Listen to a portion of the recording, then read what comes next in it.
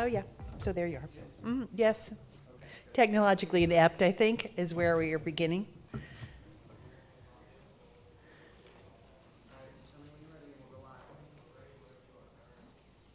and we're going to go live in 5, 4, 3. Good morning, and welcome to the 2018 PPMD, or Parent Project Muscular Dystrophy Conference. We are live streaming this morning, so all of this, and people around the world, we have about 50 or 75 online watching.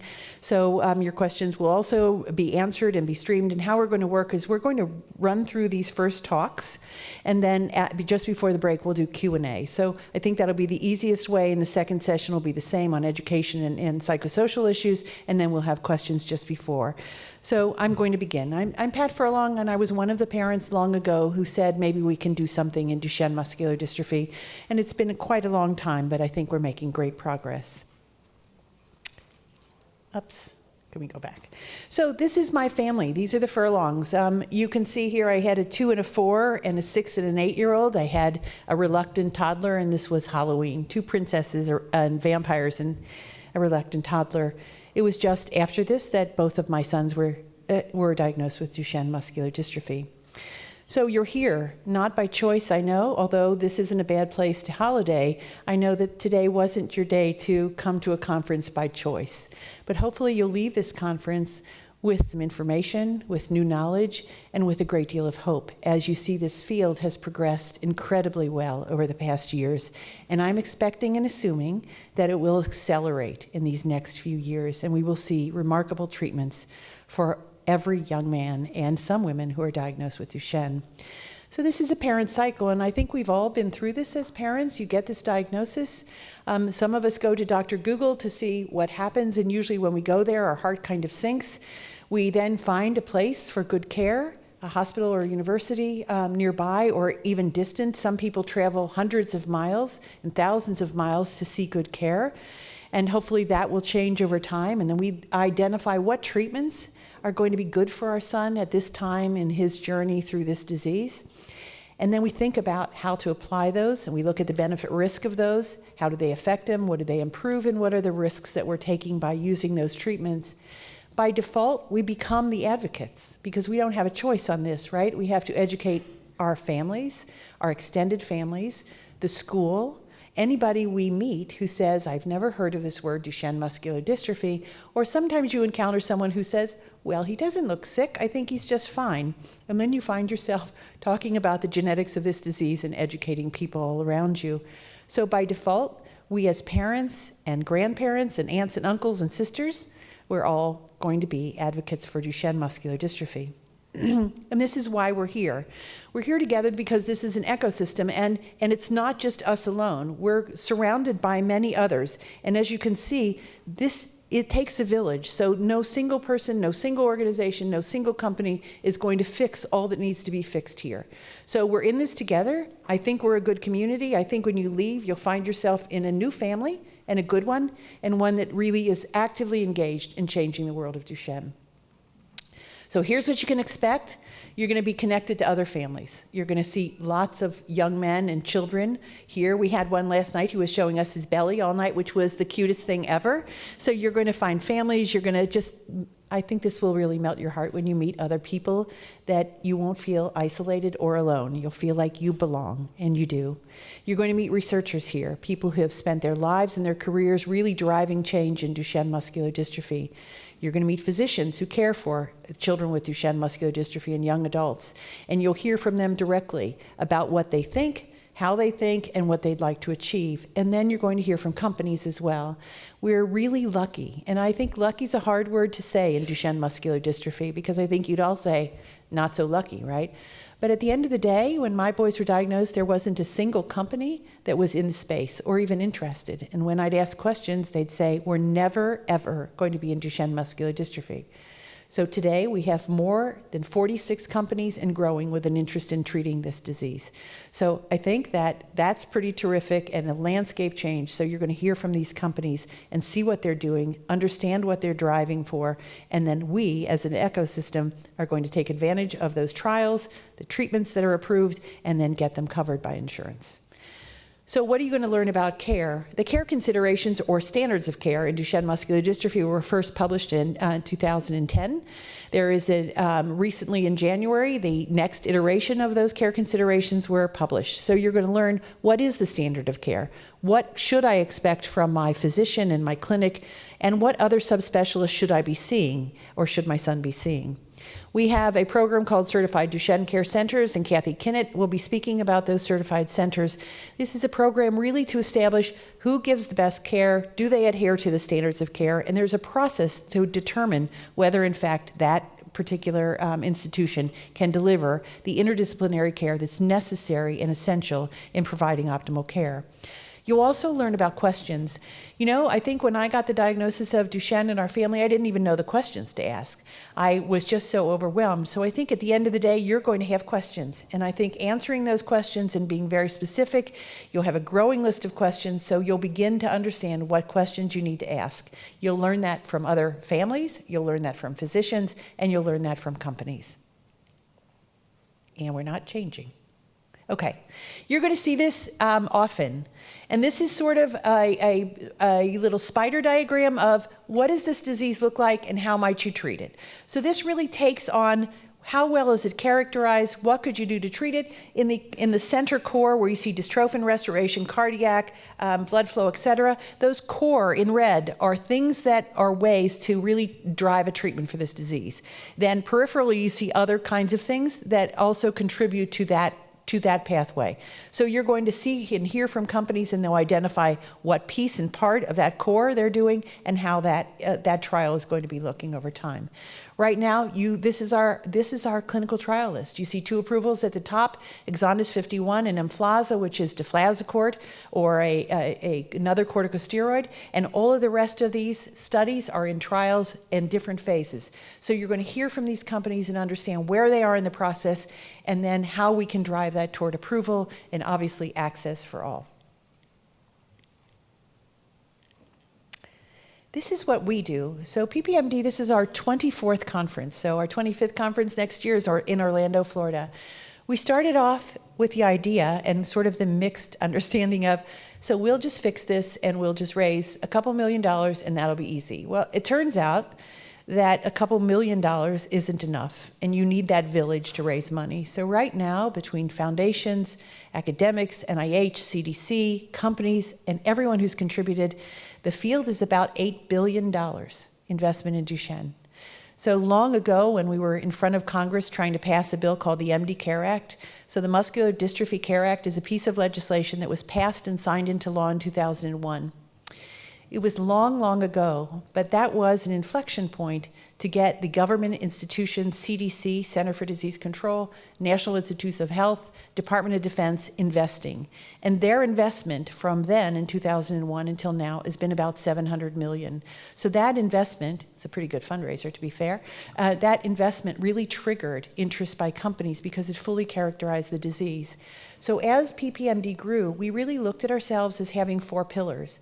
They are, you can spell it either way because we do a lot of work in Washington, so everything in Washington has an acronym or you can't be there. So we look at it as race, research, advocacy, care, and education, or we can look at it as care, which is care, advocacy, and so on. So I think that's what we do because we think all of those pieces and parts are essential to drive therapies. It is not one care or one research or one clinical trial. It's all of it together that's going to drive research, clinical trials, therapies, and then access to those therapies.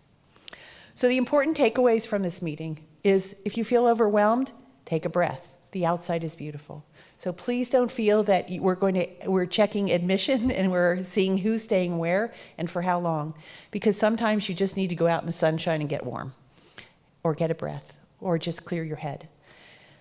Find a mentor. Find somebody that you can connect with and ask questions. And also when you're asking questions from the podium, there is no question that's silly or wrong because we're all trying to learn here. So please feel free to ask questions and get them answered before you leave. And take it easy. You're in a beautiful environment. When I got here, I thought, wow, we should have been here long ago. Anyway, this is beautiful. Make it a time for you to learn, but also a time for you to find out what you'd like to and a time to rest. So don't forget to take care of yourself, drink water. Again, I can't say enough. This is a very hot environment, and everyone says, well, it's dry heat. Well, that doesn't make you less dehydrated, so you need to drink a lot of water. Saturday in the morning, we're going to have yoga. So I'm very biased about this. I do a lot of yoga myself, and my daughter's coming to teach it. So I think that often we sit in this crouched over position for so long, and then we get sore, or we're really concentrating on care, concentrating on all the things that life puts in front of us, and we forget to take a breath and stretch out ourselves. If you're not going to take care of yourselves as parents, you're not going to be a good caregiver for your children. So I have found that yoga keeps me a little bit less crazy than I already am, and my daughter Michelle will be teaching, so obviously the bias. I think you should spend time at the pool and smile.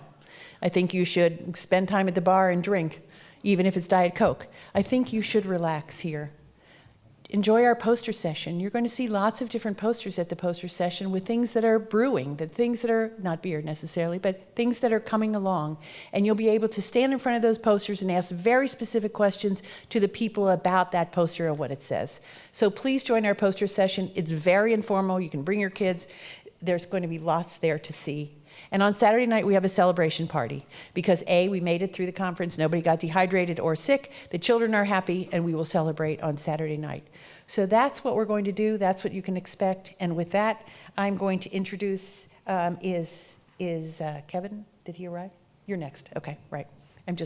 So we're going to go through these, and then we'll have a break and questions.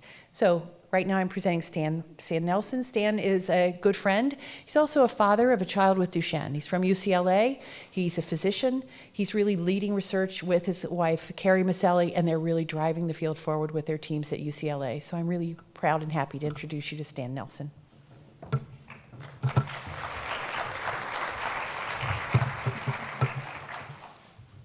Thanks, Pat. So I'm Stan Nelson from UCLA. I wear a few different hats, as Pat was mentioning, and thank you all for being here and waking up relatively early. I'm going to go through genetics in a rather basic way, but just to try to get us all on the same page. That's what this next 20 minutes is about. My entry into Duchenne is this little boy in his swimsuit at 3 years of age. Actually, this is right before Dylan was diagnosed with Duchenne muscular dystrophy. And probably as many of you have experienced, he was being commented on by the neighbors in our area of LA that he was going to be a linebacker because he looked so muscular. He looks like a brilliantly strong child. But he was getting weaker during this time. And even though he could sort of ride a bike when he was 6, 7, this soon passed, and his last steps were at age 13 with his mom, Dr. Carrie Maselli there.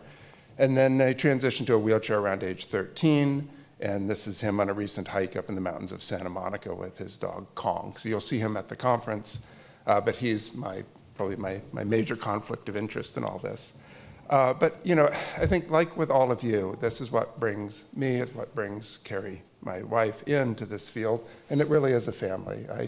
And I'd say one of the things that I have to be reminded of myself is it's really a marathon and it's not a sprint. We're not going to solve things instantaneously. There aren't huge shortcuts. And Pat, honestly, one of the things that's really been profoundly amazing to see over the last 14 years is the fact that you guys have had this grand vision over that time. It's really very impressive. So thank you for all your hard work. For Duchenne, in blue, we can take data from the CDC, which records age at death with the hereditary progressive muscular dystrophy, male or female, and do a very good job of interpreting from that who has Duchenne and Becker and who has all other hereditary progressive muscular dystrophies. Duchenne and Becker are the big, most common and most serious of these set of diseases, which is why it gets a lot of attention, and it also provides us a large amount of data that we can interpret. In 1986, the disease gene was cloned and identified by Lou Kunkel and his team at Harvard. It ended up being a very large gene in genomic coordinates, so it's 2.5 million bases of the 3 billion base human genome is dedicated to encoding the dystrophin gene. It's encoded by 79 exons, and it encodes a protein that's called dystrophin. So many of you already know this. The dystrophin protein has a component, the yellow is ABD, which stands for actin binding domain, and that's going to bind to the actin inside the muscle. So as muscle contracts, actin and myosin slide against each other. So the dystrophin protein actually binds to that machinery, and as the cell is contracting, it will transduce some of the force of that through a series of what are called spectrin repeats, and this is the numbers that are there from 1 to 24, like a shock absorber, up to some proteins at the cell membrane, which are in the lower part where it has Greek letters, a series of proteins within the membrane. So the dystrophin protein binds to those proteins just underneath the membrane through this orange part, which is called the dystroglycan binding domain. So my best analogy of this, the one that I like, is it's like a shock absorber on a car, with the idea being the actin binding domain might be the part that's binding to the axle, then there's a shock absorber part, which is the blue parts, which are the spectrin repeats, and then the top part is the dystroglycan binding site, or what binds up to the car. So that's important for some of the actual therapeutics along the way. So the reading frame rule was recognized just a couple years after the disease gene was identified and cloned. So in 1986, the cause of Duchenne muscular dystrophy was identified, and it was mutations in the DMD gene. It was recognized that it also caused another disease called Becker muscular dystrophy, which is typically an adult diagnosis disease and much more mild, also in the X chromosome. And curiously, sometimes very large deletions in the gene led to a much more mild phenotype, and smaller deletions led to Duchenne muscular dystrophy phenotypes. That's a bit of a paradox, and that was resolved with this reading frame rule, which is about 95% true. So the man on the right actually has Becker muscular dystrophy and is still standing into his 60s, and the boy on the left, that's Dylan again, stopped walking at age 13. And they have very similar mutations, but subtly different. So what does the reading frame rule mean? So this, you're going to get genetics 101 now. So this is the genetic code was figured out in the 1960s, and it translates, and every single species on the planet uses the same code. It's completely universal.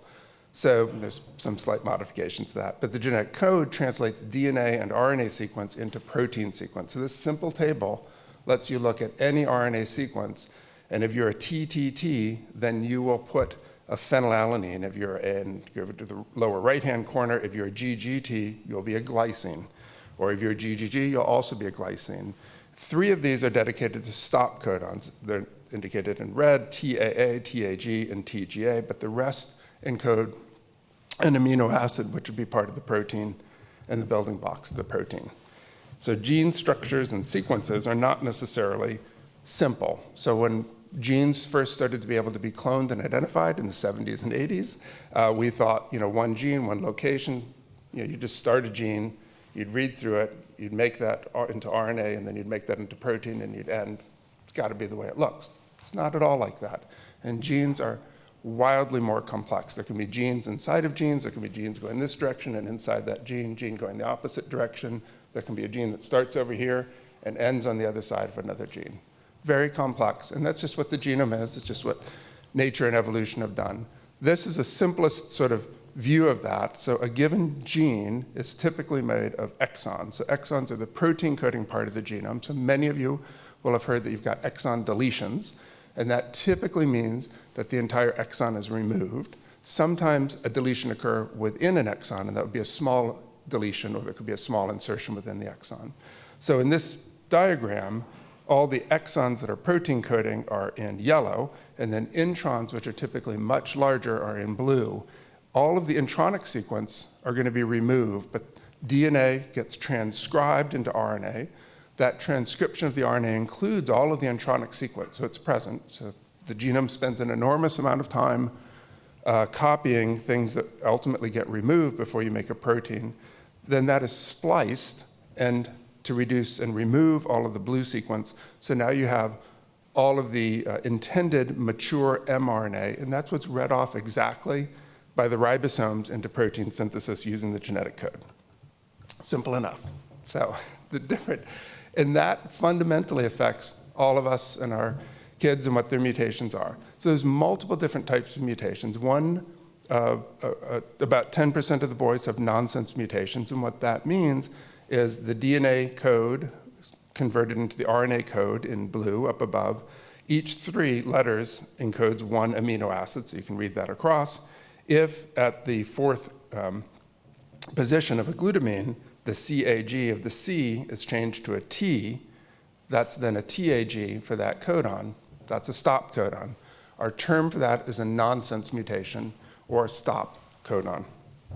So that's one type of mutation. That one's actually critically important because there actually is a therapy for that. It's not FDA approved in the United States, but is available in Europe. It's available in the US in some clinical trials, and that's PTC 124, Adalurin, or Translarna.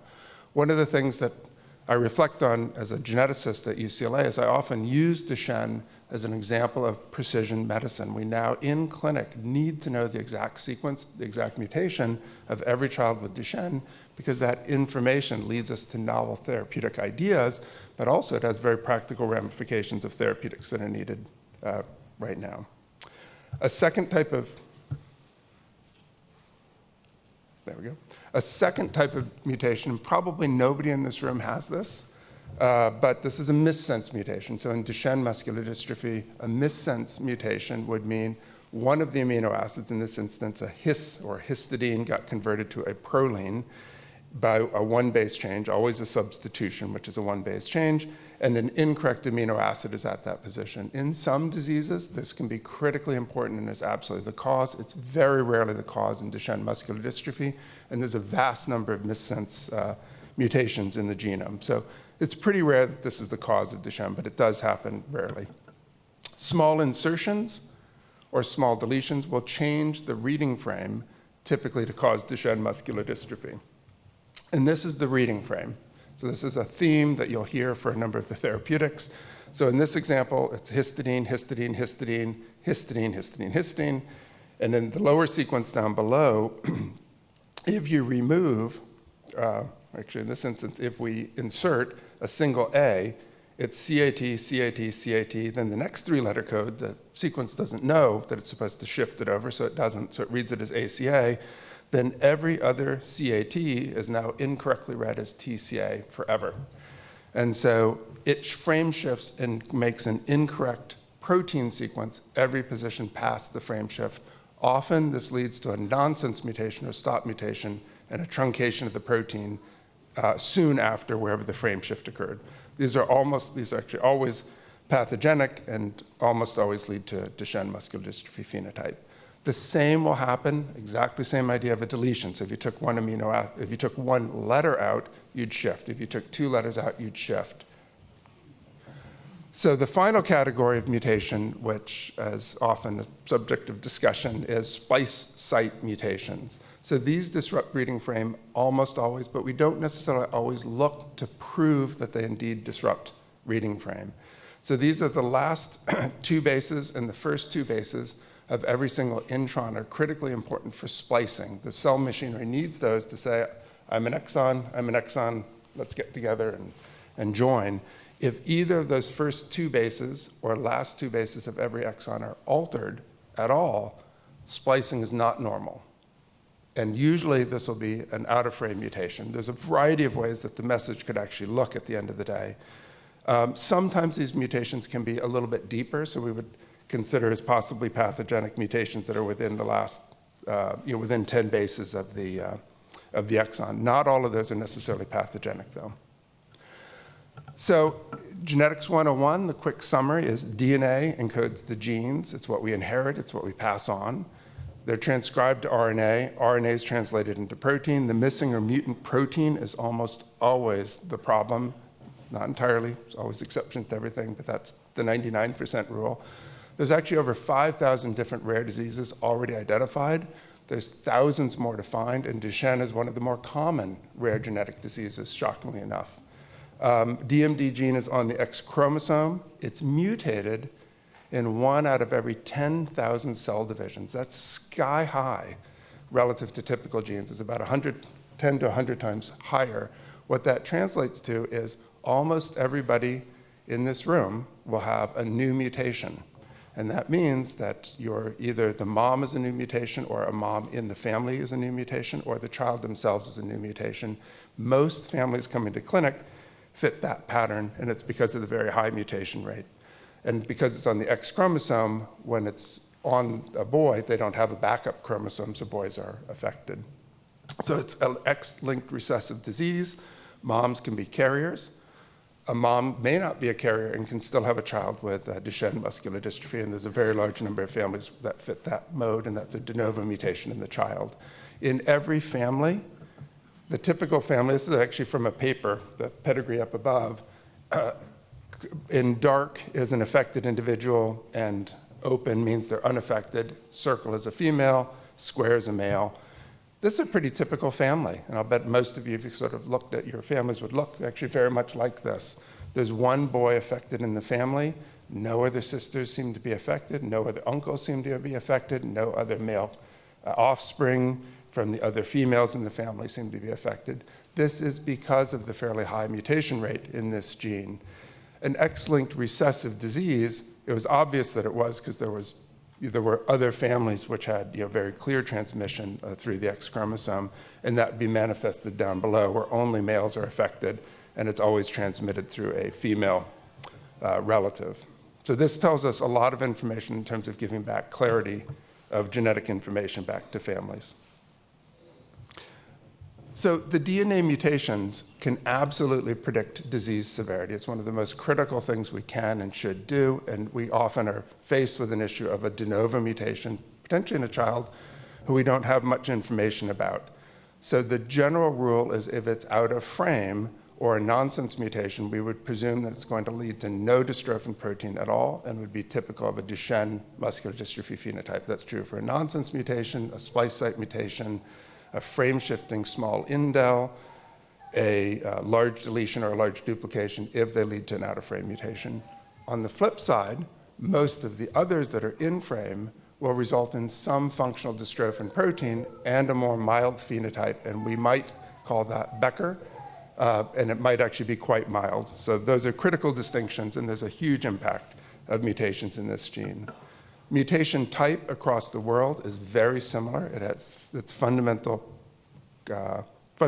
related to sort of the fragility of this region of the genome that leads to the mutational spectrum. It's the same everywhere that we look in the genome. There's severity can also depend on the mutation type, and this becomes more and more evident over time. The very first part of the gene, there's 95% of the time, the reading frame rule applies. So if you're an out-of-frame mutation, Duchenne, in-frame mutation, more likely to make some protein and be Becker.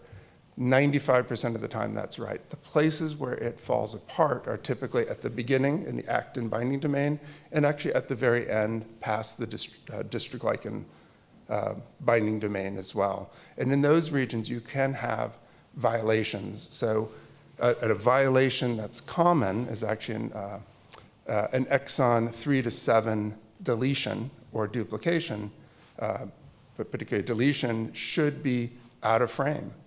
But here's a plot from Duchenne Registry, which you'll hear more about in a moment, where individuals with exons 3 to 7 deletions, which should be out of frame, often make a fairly large amount of dystrophin protein, and indeed are ambulating, as indicated by the pink line up there, longer than we would have expected for typical Duchenne. And we can make those inferences.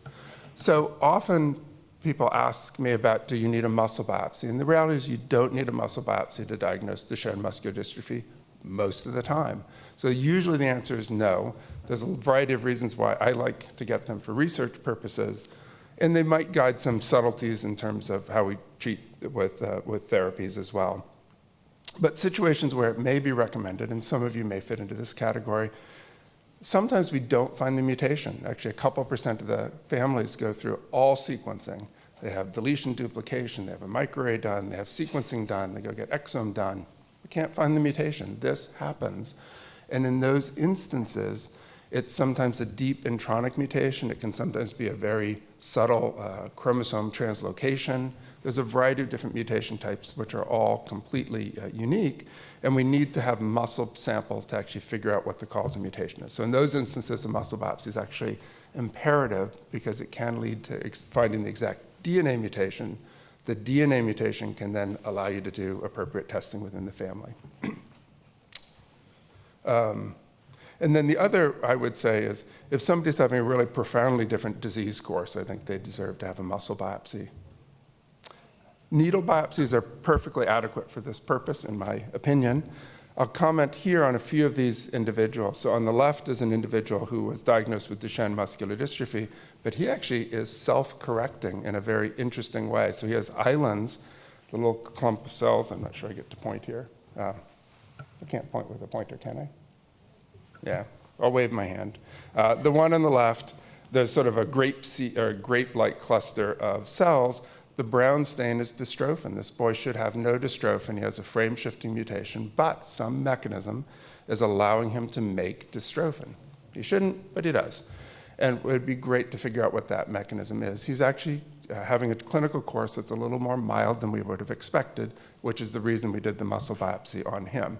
This allows us to study those really interesting kids in more detail.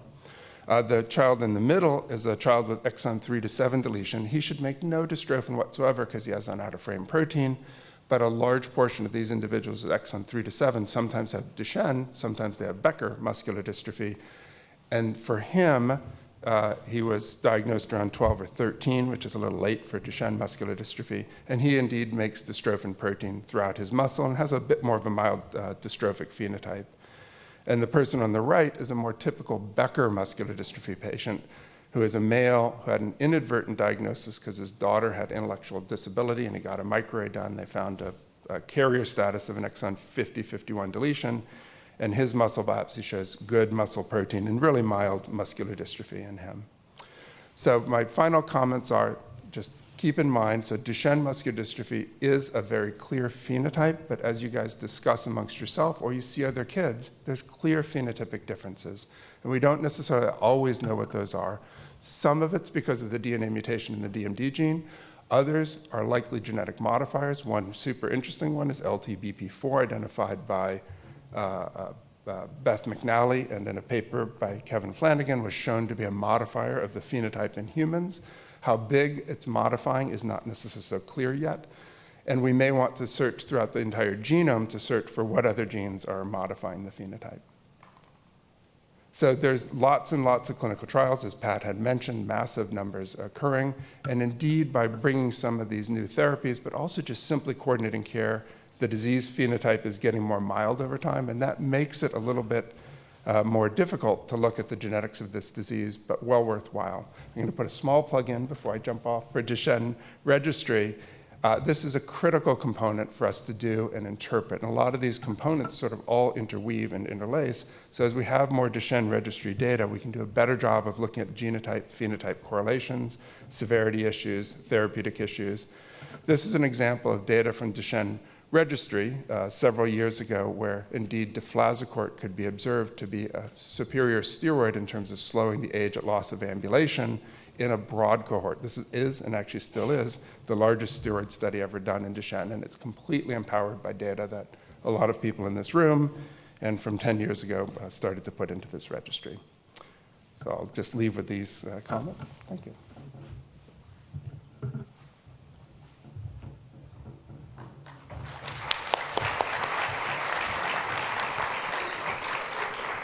You're now all clinical geneticists, so that's good. And I think that this lays the perfect groundwork to kind of answer the question, so what about care? What should that look like? Who should I go to? Where should I be seen? And what are the components of care? So Kathi Kinnett is going to come up and discuss the CDCCs, again, another acronym, which is the Certified Duchenne Care Center programs. Thank you so much. I'm happy to be here and happy to see lots of faces, and hope to give as much information as I can. So now that you've got this diagnosis, what do we do now? We push this, right? And I'm pushing, and nothing's happening. Oh, there we go. Okay. So Duchenne is a really complex diagnosis, and it requires complex integration of clinical care and the integration of you and your providers and multiple disciplines to provide the best care that we can. A care team is going to change over time. So what you need right now, early in this diagnosis, is not going to be the same people that you need a little bit later in the diagnosis, and are not going to be the same people that you need later in the diagnosis. So what we're going to focus on today is just what you need right now in an early stages of this disease, in a childhood and a new diagnosis. You need a team that works together, and as Pat alluded to and Stan discussed, we do have a network of providers across the country who are part of an infrastructure that are called the Certified Duchenne Care Centers, and those are centers across the country that are capable of providing comprehensive Duchenne care in agreement with the care guidelines that were just recently updated by the CDC. You need several subspecialties, and these subspecialties need to know their subspecialty, but it's helpful if they know something about Duchenne. It's nice if you're not the expert in the room. It's nice if you can talk to an endocrinologist who knows endocrinology and also knows Duchenne, a cardiologist who knows cardiology and also Duchenne. You can find all of those people at a certified center, and you need to find those people locally as well. So this is the diagram that's in the updated care guidelines, and if you'll notice, the most important person is in the center of this diagram, and that's your child or yourself. The next person are the parents, and you need to be the center of your care team. The care needs to go through you. You need to decide what it is that you want and what it is you don't want, obviously with input from the experts who are the subspecialists who are also on your care team. But you are the center of your care team. The care coordinator at the Certified Duchenne Care Center will be the person that helps to coordinate all of your care, is the person that you call in between appointments, who can answer questions and guide your questions to the appropriate subspecialist. That will be the person that coordinates everything that needs to happen. And then all of the subspecialists around the periphery are the subspecialists that will be involved in the care of you or your child. Those don't all need to be involved in the early stages. So what do you need right now? Right now you need primary care. We're going to go through all these just one at a time, but roughly you need primary care, you need a neuromuscular specialist, you need physical medicine and rehab or PT, you need a genetic counselor, and you need neuropsychology. So what does your primary care provider do? Well, that's the person who's local to you. That's the person who you're going to call if your child's got a cold. That's the person that's going to do well child checks. That's the person who's going to make sure that your child's immunizations are up to date. And immunizations and vaccines need to include annual influenza vaccine, need to include Pneumovax, as well as all the other childhood vaccinations that are required by the CDC. This person is going to manage acute illnesses. So if you've got an acute illness, you're probably not going to call the neuromuscular specialist. That person and those specialists may be involved in the management of your child, but primarily you're going to seek care from your primary care provider. This person needs to have an awareness of this diagnosis, and one of the tools that we created in cooperation with TreatNMD and the World Duchenne Organization is called the Imperatives of Duchenne MD, and it's a one-page synopsis, one-page snapshot of what Duchenne care should look like annually. If you haven't seen that, it's available on the website, and I'd encourage you to look at that. Have a copy of that for your primary care provider, and keep a copy for yourself as well. Your primary care provider is also going to need to communicate with your neuromuscular specialist back and forth. So that communication needs to be both ways. Your neuromuscular care team will need to communicate with your primary care and vice versa. So an excellent line of communication that involves you as well is critical for the management of your child in this diagnosis. The neuromuscular specialist is typically either a neurologist or a physical medicine and rehab provider with an expertise in neuromuscular management. So this person is a person who has an awareness of Duchenne. There are a number of neuromuscular diseases out there. Your child has Duchenne. So the person that you want is a neuromuscular specialist who has expertise in Duchenne. It's great if they have an understanding of other neuromuscular diseases as well. It's critical for your child's well-being that the person knows Duchenne. This is going to be the person who you see every 6 months for evaluation of the progression of this diagnosis, as well as the person who's going to discuss steroids with you, different steroid regimens, as well as the person who will talk with you about approved mutation-specific or non-mutation-specific medications that are available, hopefully for your child. This will be the person that informs you about clinical trials and should be able, again, to discuss mutation-specific therapies. This person is the coordinator of all of the specialties. The coordination is the coordinator of care, the care coordinator, usually works with the neuromuscular specialist and coordinates all of the subspecialties that are involved in the care of your child, both within your team, between your team and the primary care provider, and between your team and you. So the neuromuscular specialist and the coordinator of this team are critical. Physical therapy is also critical. Physical therapy is also going to see your child every 4 to 6 months for an evaluation, again, of progression of disease, as well as help you in the surveillance and management of your child, help you know what stages will come next, what you need to do at this stage, what assistive devices will be important. They'll guide you in stretching, so education is stretching, education around bracing, wearing ankle-foot orthosis, and Tina's going to talk much more about this than I'm going to talk about it. Positioning, posture, and support, again, any equipment that you might need, and safety and fall prevention. We see that many children come off their feet with a fall, so it's really important for us that falls are prevented as much as possible, and that you know what to look for in terms of a fall and how to manage a fall and a potential broken bone if that does occur. Genetic counselor is important, and Ann Martin is going to talk just a little bit about genetic counseling, and Stan offered much more in terms of genetic understanding than I'm going to. But it's important, as Stan said, to identify your child's mutation through genetic testing and muscle biopsies if absolutely needed, but they usually are not. Carrier testing is also something that's important. We know that moms who are carriers, females that are carriers, have an increased risk of cardiomyopathy. And so it's important that moms, females, know if they are carriers and that their health is followed sequentially throughout their lifespan in order to prevent any issues and to assist with any issues that may happen in terms of cardiac as well as skeletal muscle and any psychosocial or cognitive issues that come up. So genetic counselors are instrumental in testing moms as well as any other females that may be at risk in your families, as well as to discuss reproductive options. There are many reproductive options that families are interested in. Those are the people that can answer your questions regarding reproductive options. And then Ann's going to talk just a little bit about Decode Duchenne, which is available as a free genetic testing program for boys, and also offers now genetic testing for females. This is a picture of the Duchenne Registry team. Anne is going to speak next, and I didn't have a picture of Jen, but Jen is right there, and she directs the Decode Duchenne program. So the registry offers free access to genetic counselors for families and centers, and access to the registry as well as genetic counseling, education, and resources.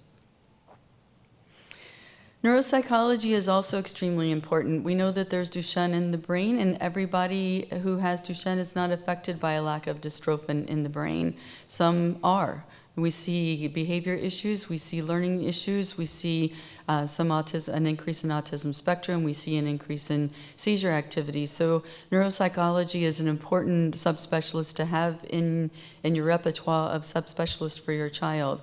They're capable of assessing cognitive delays, as well as looking to assess psychological issues and learning disabilities. So if you have a child who has any of these issues, it's important to have neuropsychology on your team. We know that in this population, there's an increased risk of anxiety and depression. Again, clearly not everyone, but there is an increased risk. So keeping that in the back of your mind, if this happens to be an issue with your child, is important. Assessing behavioral issues are also important. We see parents who say, I can deal with the physical manifestations of the disease, but the behavior issues, the learning issues, all of these things are kind of the things that drive me over the edge. So knowing if your child have these tendencies and learning how to manage these tendencies for the benefit of your child and your family is extremely important. During the first year, at some point, it's important that cardiology and pulmonary are involved. Obviously, at a very early age, there are very few children that have cardiac manifestations and not many that have pulmonary manifestations until a little bit later in the diagnosis. But having a baseline evaluation of cardiac and an annual evaluation of cardiac is important. We've seen children as young as 6 that have had fibrosis in their cardiac muscles. So it's important that there's a baseline exam and an ongoing annual evaluation. Pulmonary is important to meet the team so that as soon as your child is capable of providing pulmonary function, that pulmonary function testing can be assessed and a baseline evaluation can be obtained. Emergency care is something that's important for you all to know and may or may not be discussed at your initial visit. All of these guidelines are available on the PPMD website as well as the PPMD app. So I'd encourage you to visit that website and know what these emergency care guidelines are and know what you need to know. First of all, we offer an emergency card. I would encourage you to have one of those in every wallet and have one of those on your child if your child goes to daycare. Again, the information on that card is available on the mobile app. So download the mobile app. It's available for all manner of smartphones and has been extremely helpful when people have found themselves in an emergency situation and have not been able to get access to anything on the website, but they have the app and all the information's on the app and they just pull it out and show the emergency room staff. So I would definitely download the app. We have resources with Lawrence Hope. We have a collaboration to find medical alert bracelets and have recommended language on those bracelets. So, and those bracelets, the reason I like them is that they come in all kinds of things. They're not just girly bracelets that look all silver and gold, but they have sports bands and all kinds of things to choose from. So if you don't have a medical alert bracelet, it's probably important to, or some kind of jewelry to have that. Again, we're here 24/7. We respond to phone calls, to texts, to Facebook posts, although I am not on Facebook all the time, contrary to popular belief. So if you need me in a hurry, Facebook's not the best way to get me. But texting, calling, emailing, calling the office, they can always connect us, and we're always here to help. If we can't answer your question, we can connect you with experts. But the most important thing for you to know is that those experts are available across the country. So if I can't answer the question or I can connect you with the expert, I can connect the emergency room with an expert, I can connect your providers with an expert. So just know that these are the certified Duchenne care centers right now, and that there are over 400 providers at all of those centers, and they are happy to answer questions and help you in any way that they can. Don't forget to get support for yourself, and clearly you are here getting support for yourself, which is really important. Joining a Connect group that's close to you and in your state is important, as well as online social groups are important, but please take what you hear online with a grain of salt. There's a lot of wisdom on Facebook. Some of it we can endorse, and some of it we kind of go, So just be careful of what the take-home messages are from Facebook. You are educating yourself, and I commend all of you for being here. As Pat said, sometimes that's not an easy thing to do. So let us help you in any way that we can, and if it gets to be too much, please take a break. Don't forget to support your relationships and your partners. We have a high divorce rate in this community, and we'd like to avoid that with everybody in this room. So make sure that you don't lose yourself in this diagnosis, and you lose your relationships or your partnerships in this diagnosis. You are important. Your partner is important as your child, so please nurture those relationships. Support your children with age-appropriate discussions. We have resources online. We're happy to share those with you. And make sure that you spend time with everybody, including the children that don't have Duchenne. And don't forget to include your external family. If you can pull those resources in, get people to help you in any way they can. They want to help you for the most part, so if they want to help you, please let them. And don't forget that you're not alone. We're always here. Our care team includes myself, Pat, and Amanda, who's back there waving her hand. So if you need anything, if we can provide anything in terms of education resources, guidance, a shoulder at any time, please let us know. We're happy to help. Thank you very much.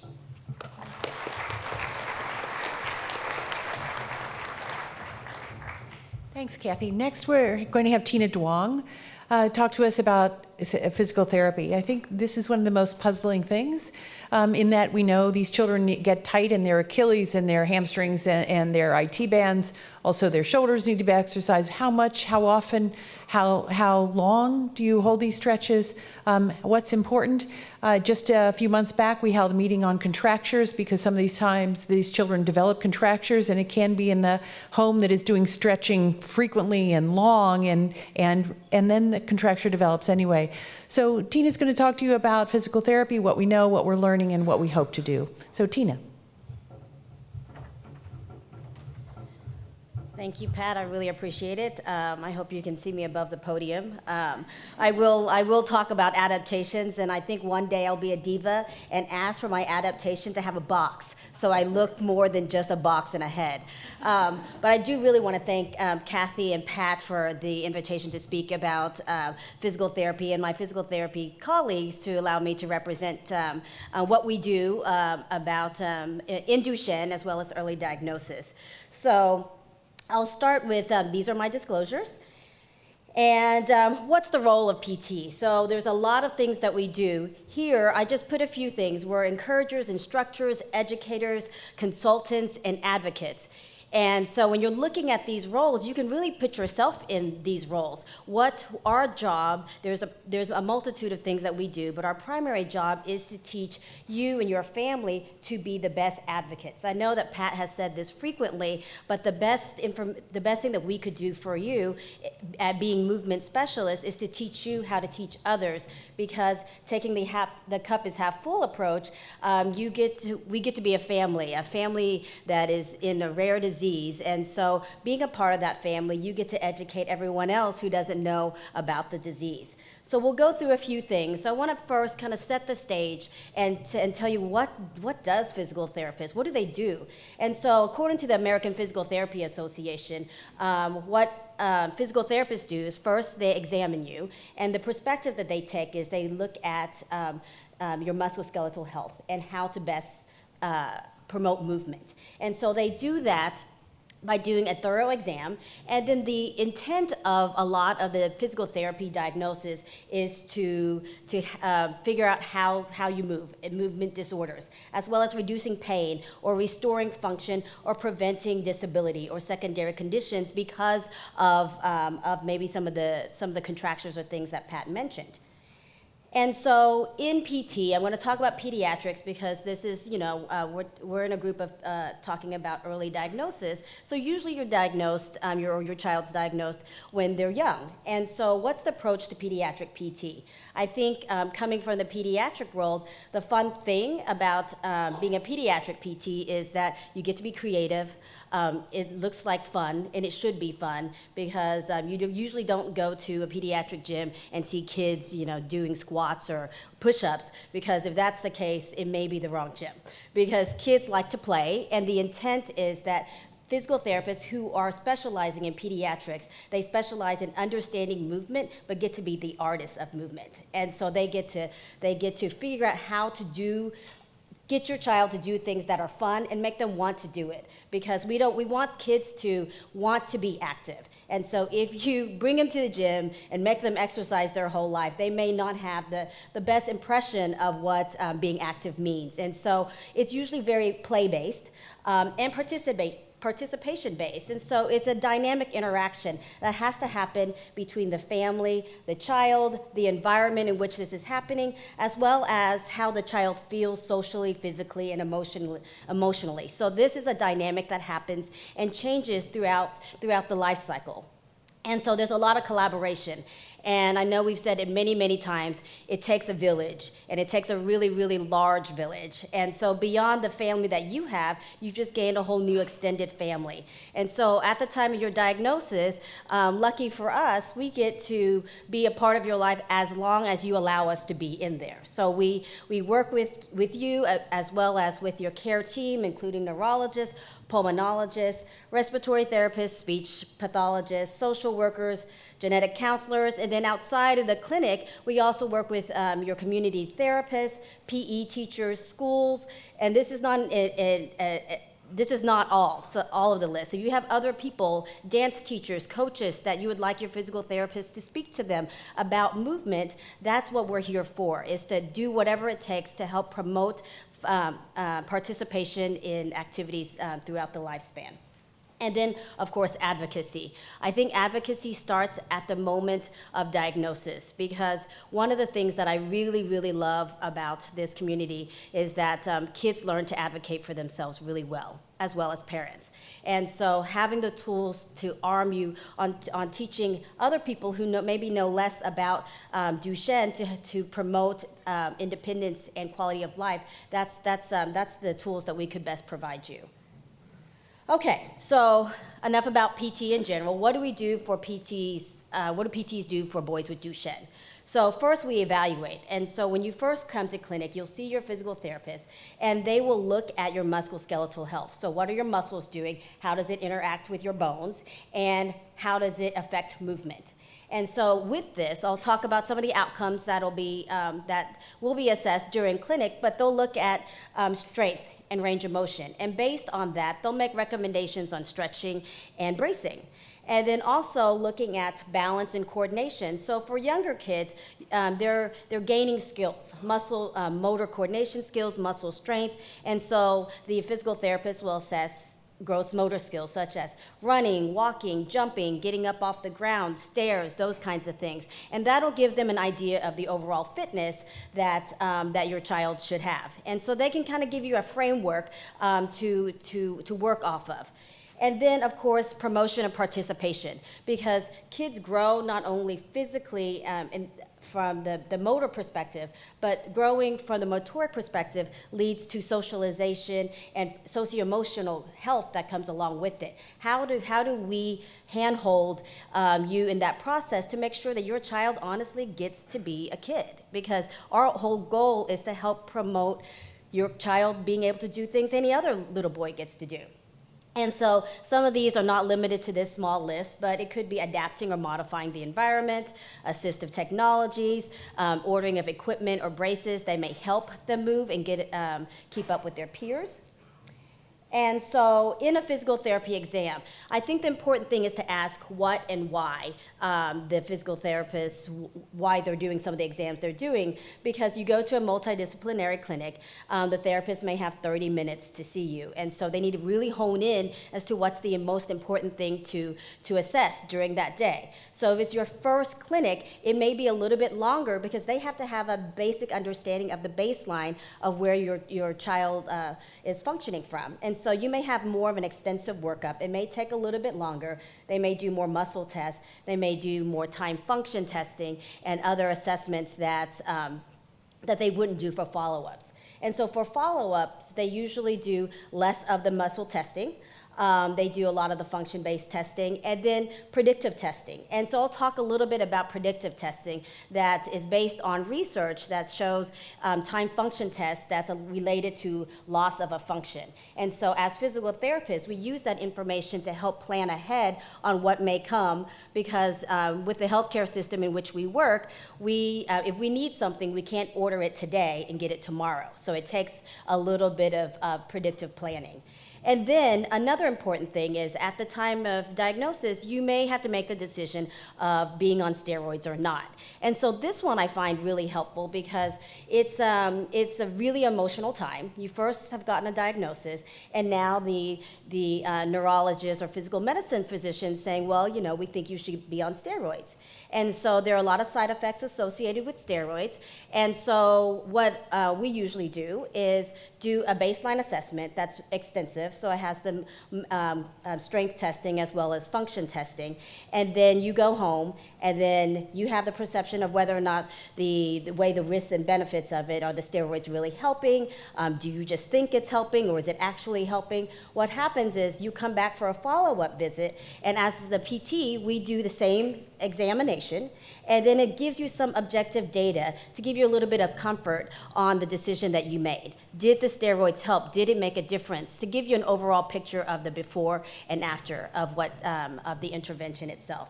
And that's just a scenario or an example with steroids. It could be other interventions that could be looked at in the same way. So What are the possible outcomes in clinic? So what you'll see here that's going to be really familiar is that a lot of these assessments you'll see if your child's part of a clinical trial, a lot of these are assessments used in clinical trials. And so the function-based assessments are the ones that really look at what your child's actually doing. And so like I said, the time function test includes running or walking down a hall that's 10 meters long, timing them and watching them to see how they get up off the floor, and then climbing a set of 4 stairs. The North Star Ambulatory Assessment is a validated assessment used in boys with Duchenne, and it watches for gross motor skills such as same thing, standing, walking, running, jumping. And then the 6-minute walk test, not all clinics do that because it takes a lot of room, but basically it's just as it reads. It's 6 minutes of walking to see how far your child walks in 6 minutes. And there are some other tests that's more associated along further down the line in for looking and assessing upper limb movement. That's the PUL and the EK scale. And then as your child gets older, they'll do some pulmonary function testing. But then on the impairment side of things, looking at strength, in order to really understand movement and give appropriate recommendations, the PT will assess strength. So they'll do it either by manual muscle testing, saying pull, push against me, and give a subjective rating on how strong your child is. Or they do handheld myometry, which is a type of strength testing as well, but you use a device similar to the picture on the bottom, and the device gives a number on how strong, say, the quads or the hamstrings, depending on what they're testing, is. And so that gives you a little bit more detail about the strength itself. And then for boys who are a little bit weaker, active range of motion, which means how much can you move your hand against gravity pushing down, is also a way of assessing strength, and they may measure it using that goniometer that you see at the bottom of the screen. And so in order to fully understand movement, you have to understand the joint. And so what they also may do is assess joint motion and joint movement. So you may hear things like passive range of motion. What that means is that a person, yourself or the therapist, passively moves the arm through a motion, and then that's measured. So what it tells the therapist is how much available range the muscle has to push, pull, or produce force. And then active range of motion is how much force the muscle has, it can provide to move your arm through space. And so this kind of gives an idea for the therapist to either provide an assisted device to help move the arm through space or augment that with something to promote mobility. So why are these outcomes so important? Like I said, it provides feedback for interventions, but really primarily it helps predict the intervention, such as loss of ambulation. So you can plan for bracing, whole modifications, transportation, teaching, and just so that from a social or emotional standpoint, as a family, it helps prepare the family for what may come based on some of the research that's out there. So the predictive research based on the time function tests are based on a natural history study of boys with Duchenne, and it's just a prediction of what we think may be lost within a year or so, and it's really primarily used for planning. And so that being said, you'll see this frequently too. There's stages of that's described for movement in Duchenne, and the stages are primarily based on ambulation status. So you can see 1 through 3 are the ambulatory stages, and then 4 and 5 is non-ambulatory. So we'll focus here on kind of the early stages of the time of diagnosis. So like I said, what you focus on early on is the exam, and then the initiation of steroids, and then how do the kids keep up with their peers at school. And so that being said, I think the therapist really helps with the community or school therapist to help them create a program that promotes integration into the school system, especially with PE. And so the goals include maintaining range of motion, good posture, balance, and coordination, as well as maintaining fitness. And we'll kind of generally talk about what maintaining fitness means, as well as adaptations and modifications. So, stretching. So we've had a lot of conversation about stretching, and I appreciate all the time that we've got to spend about excessively pondering over contractures and what contractures mean. If you guys want to further understand contractures, I have at the poster session, there's a few posters in which I talk in a little bit more detail about its development in boys with Duchenne and what we know about its variability. Because the truth is, boys with Duchenne develop contractures. We don't exactly know why. It could be due to positioning. It could be due to fibrosis. There's a lot of factors. Some boys develop contractures quicker than other boys. Is it because of the intervention that makes them, or lack of intervention, such as stretching or bracing, that makes them develop these contractures faster, or we actually don't know. It's a question that is out there that we're not sure, but as a movement specialist, what we do know is how to maintain healthier muscles with the background of Duchenne being there. So one of the things about stretching is, I want to emphasize, stretching has no proof or evidence that it's going to increase range of motion, but it does improve flexibility and decrease tightness. And so we all stretch for a reason. Pat loves yoga, and why do you stretch? It's because your body feels better. You feel more flexible. Your muscles can move a little bit better when it's stretched. Even though it's not necessarily increasing range, it does help with movement. And so a lot of the stretches out there, the things that you really should start with are first the heel cords and the hamstrings, because those are the first joints that will be tight. And there's a lot of positioning things you can do too to make sure you maintain that range. And then we usually initiate night splints early on. First off, they look something like this. The important thing for night splints is it holds a position for a good length of time. And there are small studies that show that it is effective in managing range of motion. The splints should be customized. And the important thing here is you're not trying to overstretch the muscle or the tendon. You want the splints itself to bring your child's foot up to a point of where the tightness is and hold it there. So, because the crucial component here is not how far you can push the stretch, but how long they can hold it in that position. So it needs to be comfortable and they can wear it at night. And then, of course, consult with your PT to make sure that the brace is set where the foot is in a nice neutral alignment, because in all this, biomechanics and good alignment is going to be very important. And lastly, the splints should be used for long-time positioning or day or nighttime use. We do not recommend AFOs used for walking because it does change the mechanics of walking, and it's not something that helps from that perspective.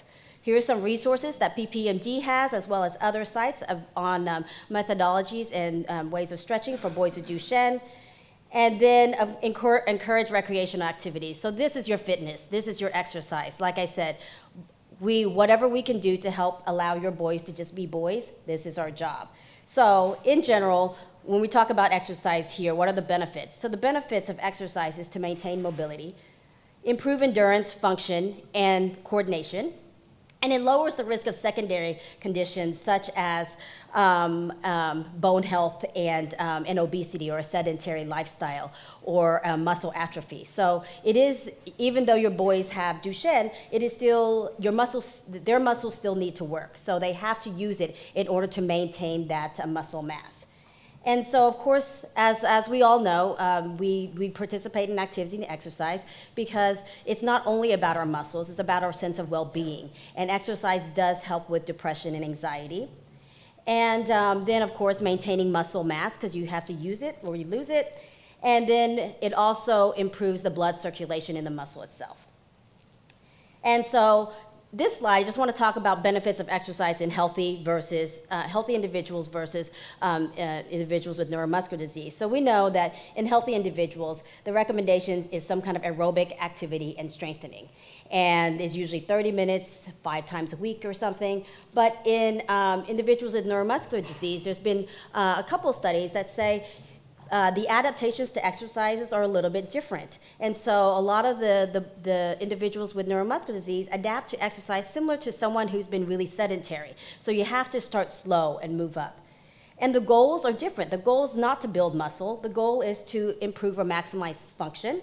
prevent balance or, falls, because that could lead to a young man getting off his feet, minimize pain, improve sleep, and or manage range of motion. And so with the aerobic activities, the primary thing here is that think outside the box. If your child wants to ride a horse, if your child wants to play soccer or football or baseball, it's okay. Talk to your therapist if they can help modify this so that can be possible, because team sports is important not only for motor coordination and motor growth, but also the social growth. And then strengthening. Real quick, to just make sure that you understand terminology here, we talk about isometric, concentric, and eccentric, and what is good. So you know that eccentric exercise is not something that's promoted, and I'll tell you why. So isometric strengthening is where you contract your muscles, both sides of your muscles at the same time around your joint, and there's no movement around the joint. And so that doesn't harm the muscle as much. Concentric is like, say, your biceps. If I'm looking at my biceps and I bring my hand up to my shoulder, my biceps are concentrically acting. Eccentric work is anything that helps slow or manage the quality of movement. So if I'm bringing my hand back down, there's eccentric motion of my biceps working right now. And eccentric is a type of motion that causes the most muscle fiber damage. That's why we tend to make sure that you don't do eccentric work, which includes strengthening. But the truth is, in all movement, and anytime we move, there's always eccentric work. And so to customize this, talk to your physical therapist, and they can analyze the movement pattern of different sports that you want to do and give you an idea of what to avoid and what not to avoid. And of course, there's assistive technologies and orthotics to help support this, to make sure that the body's in the best biomechanical alignment to prevent injuries in the long run, to maintain mobility. Primary thing here that I want to relay is that Dr. Ben Dixon in 2014 published a study that said for kids who are actively social in their roles as well as independent in activities of daily living, it is highly correlated with their strength and function and their ability to be independent. A lot of times in clinic, parents ask me, so how much is too much? And so this is just an example of, there's different ratings of perceived exertion scales called the Borg or the Omni that you can look up out there to kind of give you an idea and ask your son, how hard are you working? So they really should be working at a moderate pace where they still can talk. And so this is just an example of some of the scales that you can talk to your therapist about using. And then on top of it, I always suggest if you're trying to have an exercise, that intervention or activity that you're starting, do a calendar and monitor if there's extra cramping, if there's more pain, they can't sleep at night after activity, then maybe bring it back just a little bit. But that's the way of customizing it, because we actually don't have a real prescription of exact frequency, intensity, and duration at this time.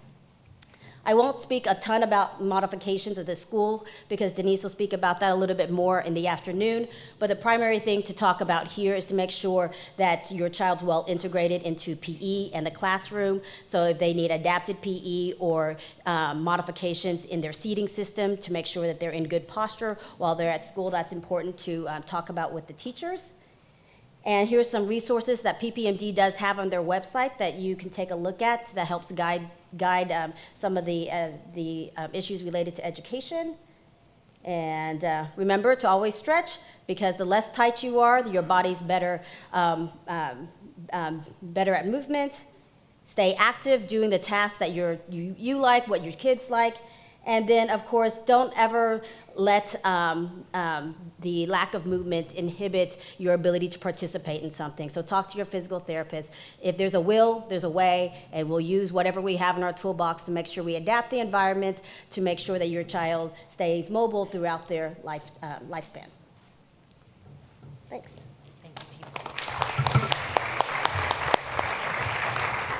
Thank you, Tina. So we're going to now talk about data, and I think that we don't necessarily always recognize the value of data. We talked about data that Stan talked about from baseline to the change, whatever changes you can see and sometimes predict in your child. We talk about data in terms of clinical trials. We talk about data for approvals.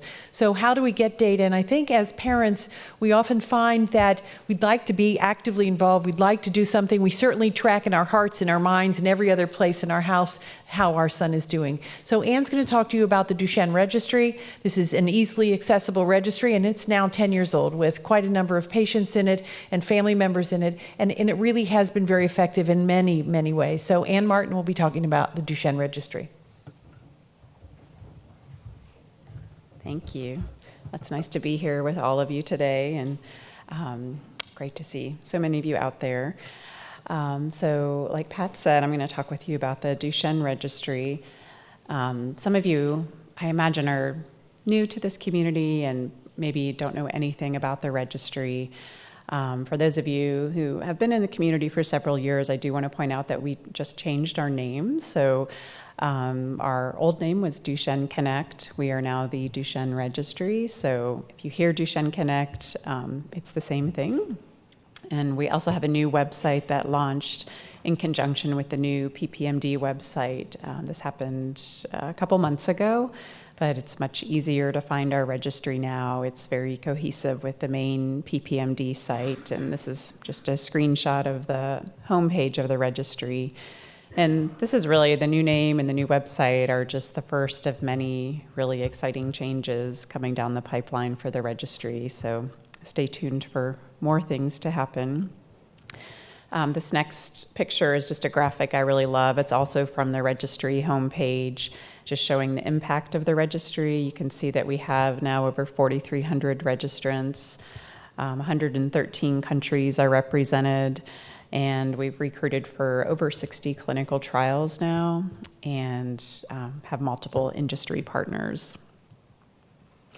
So for those of you who maybe don't know anything about the registry, I do want to point out that it is a self-report registry, meaning you as the parent most of the time, or sometimes the individual with Duchenne or Becker, is actually inputting that data. So it's not a clinician-entered registry.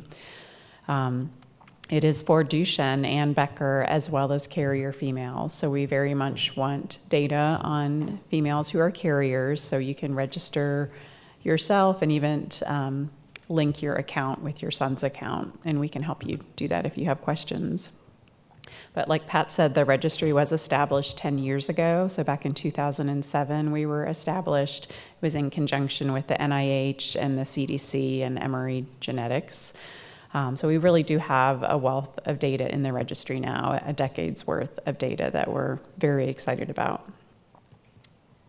So the goal of the registry when it began, and really still one of the main goals today, is to connect and educate the entire Duchenne and Becker community. So that means not only the individuals with Duchenne and Becker, but also their parents and caregivers and families, clinicians, researchers, and of course industry.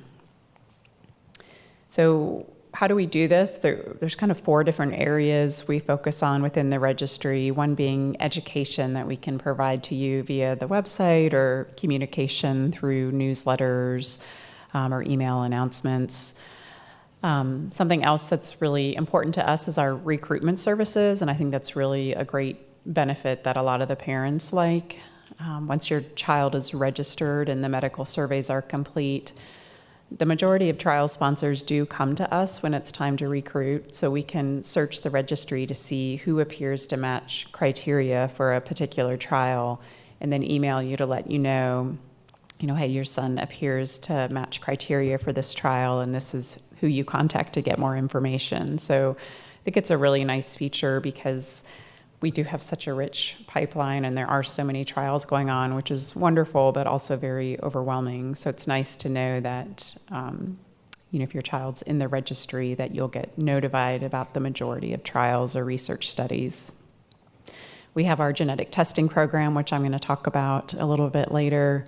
And then, of course, the core thing behind the registry is to help advance research through the data that you enter.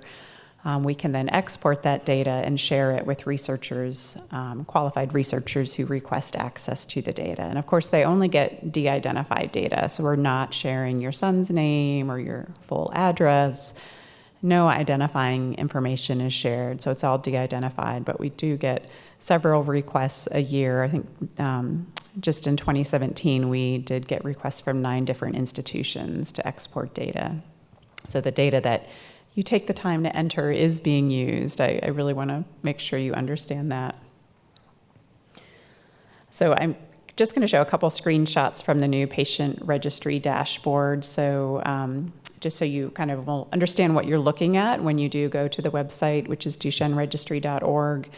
If you have to start a new account and you need help with that, come see me. I'll be at the registry table starting later today. But assuming if you already have an account, you would just go to the website, enter your username and password, and then this is the new patient dashboard that you'll see. On the left-hand side is a list of medical surveys that you can complete. Some of these are very short. Others take a few minutes. On the right-hand side, you'll see different modules where you can enter or upload your medical records. You can enter your medications and supplements. If you scroll a bit further down on the page, you'll see the surveys that you've completed. And once you've completed a survey, then you can view the data. When you click on View Data, you can see not only your child's data, but how that compares with everyone else in the registry. Other things along the right-hand side include entering your healthcare providers, entering growth measurements. The family members box is where you can link different family members together. Also, a box that's not visible on this screenshot is a clinical trial box. This is where our clinical trial finder tool is located, which actually pulls some information from your child's account and then can show you a list of trials that might be appropriate for your child based on their age and gender and location and all of that information. So I know Pat and I have both mentioned that we are 10 years old now and that we have 10 years worth of data, and we're actually working on a 10-year registry report, and I was just going to show a couple sneak peeks into some of that data. This first is a pie chart showing basically who is in the registry. About 3/4 of the registrants, so out of the approximately 4,000 registrants, about 76% are Duchenne. We have 7% of individuals with Becker. Another 7% are, it's still kind of unclear if they're Duchenne or Becker. And 10% of the registrant population are carriers. We have manifesting carriers, confirmed carriers who don't have any noticeable signs that they're aware of. And even women who are possible carriers, so they're not really sure if they're a carrier yet. They have registered as well. So I do want to point out that, if you are a carrier, please register yourself. Your information is very, very important. This is showing a table of the different genetic mutations that we found within the registry. This is only for the registrants who've actually submitted a copy of their genetic test report for us to review. We do ask in one of the surveys what your child's mutation is, but we also request a copy of that report that you can upload or email or fax it to us, or you can even mail it to us the old-fashioned way. But we have found, what's been found in other reports, the typical breakdown that 65% of the patients have a deletion. We found that 12.5% of patients have a nonsense mutation, about 10% have a duplication, and so on. And again, this information is so important because of all the mutation-specific therapies that are either on the market or, hopefully soon to be on the market, but currently in trial. This is how we can search the registry to see who might fit for an exon 51 skipping trial or a nonsense mutation trial. So if we don't have your child's genetic mutation, then we wouldn't know that. So it's really critical to have that information in the registry. This is just a graph showing the average age at first steroid use for the Duchenne population in the registry. We found that the average age at starting steroids is 5 years old for Duchenne and 11 years old for Becker. And then this is showing steroid use and how that affects the age that you lose ambulation. And I think Stan was mentioning this before, that for boys who are never on steroids, the average age that they stop walking is 10. For those on prednisone, we found that it's 11, and those on deflazacort, it's 12. So these are just some of the things that we're able to see through the data in the registry, and we're still working on this 10-year registry report. We're actually working with analysts at RTI International, so we're hoping to have a more comprehensive report available, hopefully by the end of the year, to share with all of you. This is a busy slide, so I apologize, but I think it's a nice schematic that kind of shows how your data that you enter in the registry is used. If you look in the center in that funnel, you'll see you entering in, say, the genetic test report, or completing the medical surveys, or entering your demographics. So all of that information comprises your registry data. On the right-hand side, you'll see our registry team. So we do review and curate that data, and with that, we can notify you about specific research opportunities, or just provide support to you. Like if you call and have a question about clinical trials, or the genetic testing, or genetic counseling, we can help you with all of that. But then your data is also used by industry. We get a lot of frequent requests from industry for counts of, how many patients do you have who fit this criteria and are in this region of the country, and we can provide that feasibility data for trial planning. And then we also, on the left-hand side, we export some of the raw data set, again, de-identified, but we do share that with researchers actually around the world. So your data is definitely being used, and the more data we have and the more it's shared, then the more kind of new ideas can be generated and new trials can begin, and it's kind of a nice cycle. And even if you think, I don't ever want my child to be in a trial or a research study, that's fine. Just by entering your data in Duchenne Connect, you're really helping to advance research, and don't actually even ever have to leave your home. There's a new term that we're talking about a lot called citizen scientists, and this is really a great way to be a citizen scientist. By joining the registry and entering that data, you're really helping to advance research. And like I said, you don't even have to join a trial to do that. A couple other examples of how your data is being used.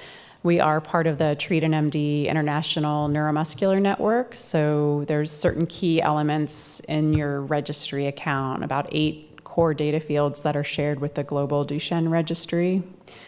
And we also share all of our data with the Duchenne Regulatory Science Consortium, or DRISC. They're a part of Critical Path Institute, and they're actually pooling data from multiple different sources to develop a Duchenne disease progression model. So that's just a couple of examples of how your data is being used. There have been a couple recent publications. I think Stan mentioned the one on top just this month in Human Mutation. Stan and Richard Duong and their group at UCLA published a genotype-phenotype article, and I'm not going to say much more about it because I think Stan might be talking about it this afternoon. And then late last year, there was a publication in the Journal of Neuromuscular Diseases, and that came out from the Treat an MD group, where they had amassed over 5,000 patients with Duchenne from around the world, and were able to report on clinical outcomes in that group. And a large percentage of those patients were from Duchenne Connect, or the Duchenne Registry now. So if your data is in the registry, it's used in these reports and these manuscripts. So basically, the main statement I want to make is that your data truly does make a difference. It's so important. So if you're not registered, please register, and we can help you with that here at conference. If you are already registered, please make sure you update your information. I want to throw in this picture because we are still giving away an iPad every month. So every month that you log in and complete a medical survey, you're entered into our monthly raffle for an iPad. So that's pretty exciting. You could be like one of these cuties and win an iPad. So I'm going to shift gears just a little bit because I do want to talk about our Decode Duchenne program, which is our free genetic testing program. We've had this program now since 2013. I want to thank our generous sponsors, both Sarepta Therapeutics and PTC Therapeutics support this program. Again, this provides free genetic testing to individuals with Duchenne and Becker, but now also to carrier females or women who are suspected of being a carrier. So this is huge. We were finally able to get that as part of the program just a couple months ago. So if there's any women out there who need carrier testing, please come see us. I also want to point out Jen Ely. She's, wave Jen. She is the genetic counselor I work with who runs the DECODE program. So we're both here and happy to talk with you about that. The criteria for testing, I'll just go through it briefly. I think I've already mentioned it's for now both boys or men with Duchenne and Becker or females who have a family history of Duchenne or Becker. And it can be for people who've never had testing or even for older patients who, this might not fit anyone in this room here, but people who need repeat testing done because the technology has changed so much over the years. And I imagine a lot of you here have already had the genetic testing, but if you haven't, come see us, or if you happen to be speaking with other families who need to get this genetic testing done, come see us because they can get it done completely free of charge. And currently, it's only for individuals living in the US and Canada. And I do have that one of the criteria for testing is a financial barrier, but we're really quite lenient about that. Anybody is accepted, even if the barrier is just that your copay or deductible is too high, that's fine. And I'll admit we don't even need documentation of a financial barrier. If you just tell us that, that's good enough. So, and the testing is all done through Perkin-Elmer Genetics now. And I do want to mention this. The application process does have to be initiated by your child's doctor, or if you're a woman, by your general practitioner or OBGYN. But it's a very simple, fast process. You just go online to our website. There's an online application. It's very short. That comes directly to Jen, and she reviews them usually within 24 hours and can get the paperwork back to your doctor and even order a lab kit if it's needed. So we're trying to make the process as quick and easy as possible. And I think this was mentioned at some other point, but I did want to point out again that we've now received over 1,000 applications to the DECODE Duchenne program. So that just happened this month. So that was a really significant milestone for us, and we're very excited to be able to offer this service. And I think it's really a great example of a beneficial partnership between an advocacy organization and industry working together to really benefit the community. So thank you for listening to me. And again, Jen and I are both going to be at the registry/DECODE table. I think it's being set up at 3 o'clock. It should be somewhere near the registration area. So please come see us. We're happy to talk to you about DECODE or about the registry. We can even help you register or update your child's account. And that's our email and phone number if you need it as well. Thank you.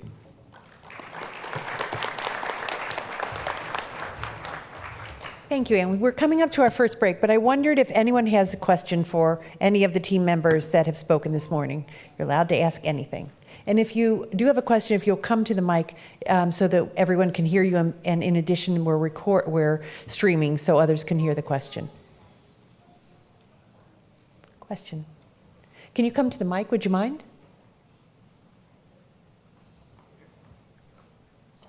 Is it possible to get a copy of the presentation?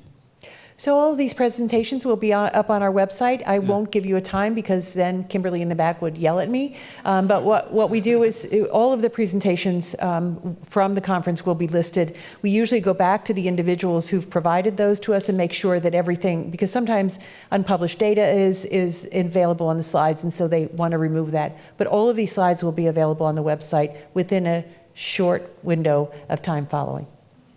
Thank you. Sure. Other questions? I think this is for Dr. Nelson.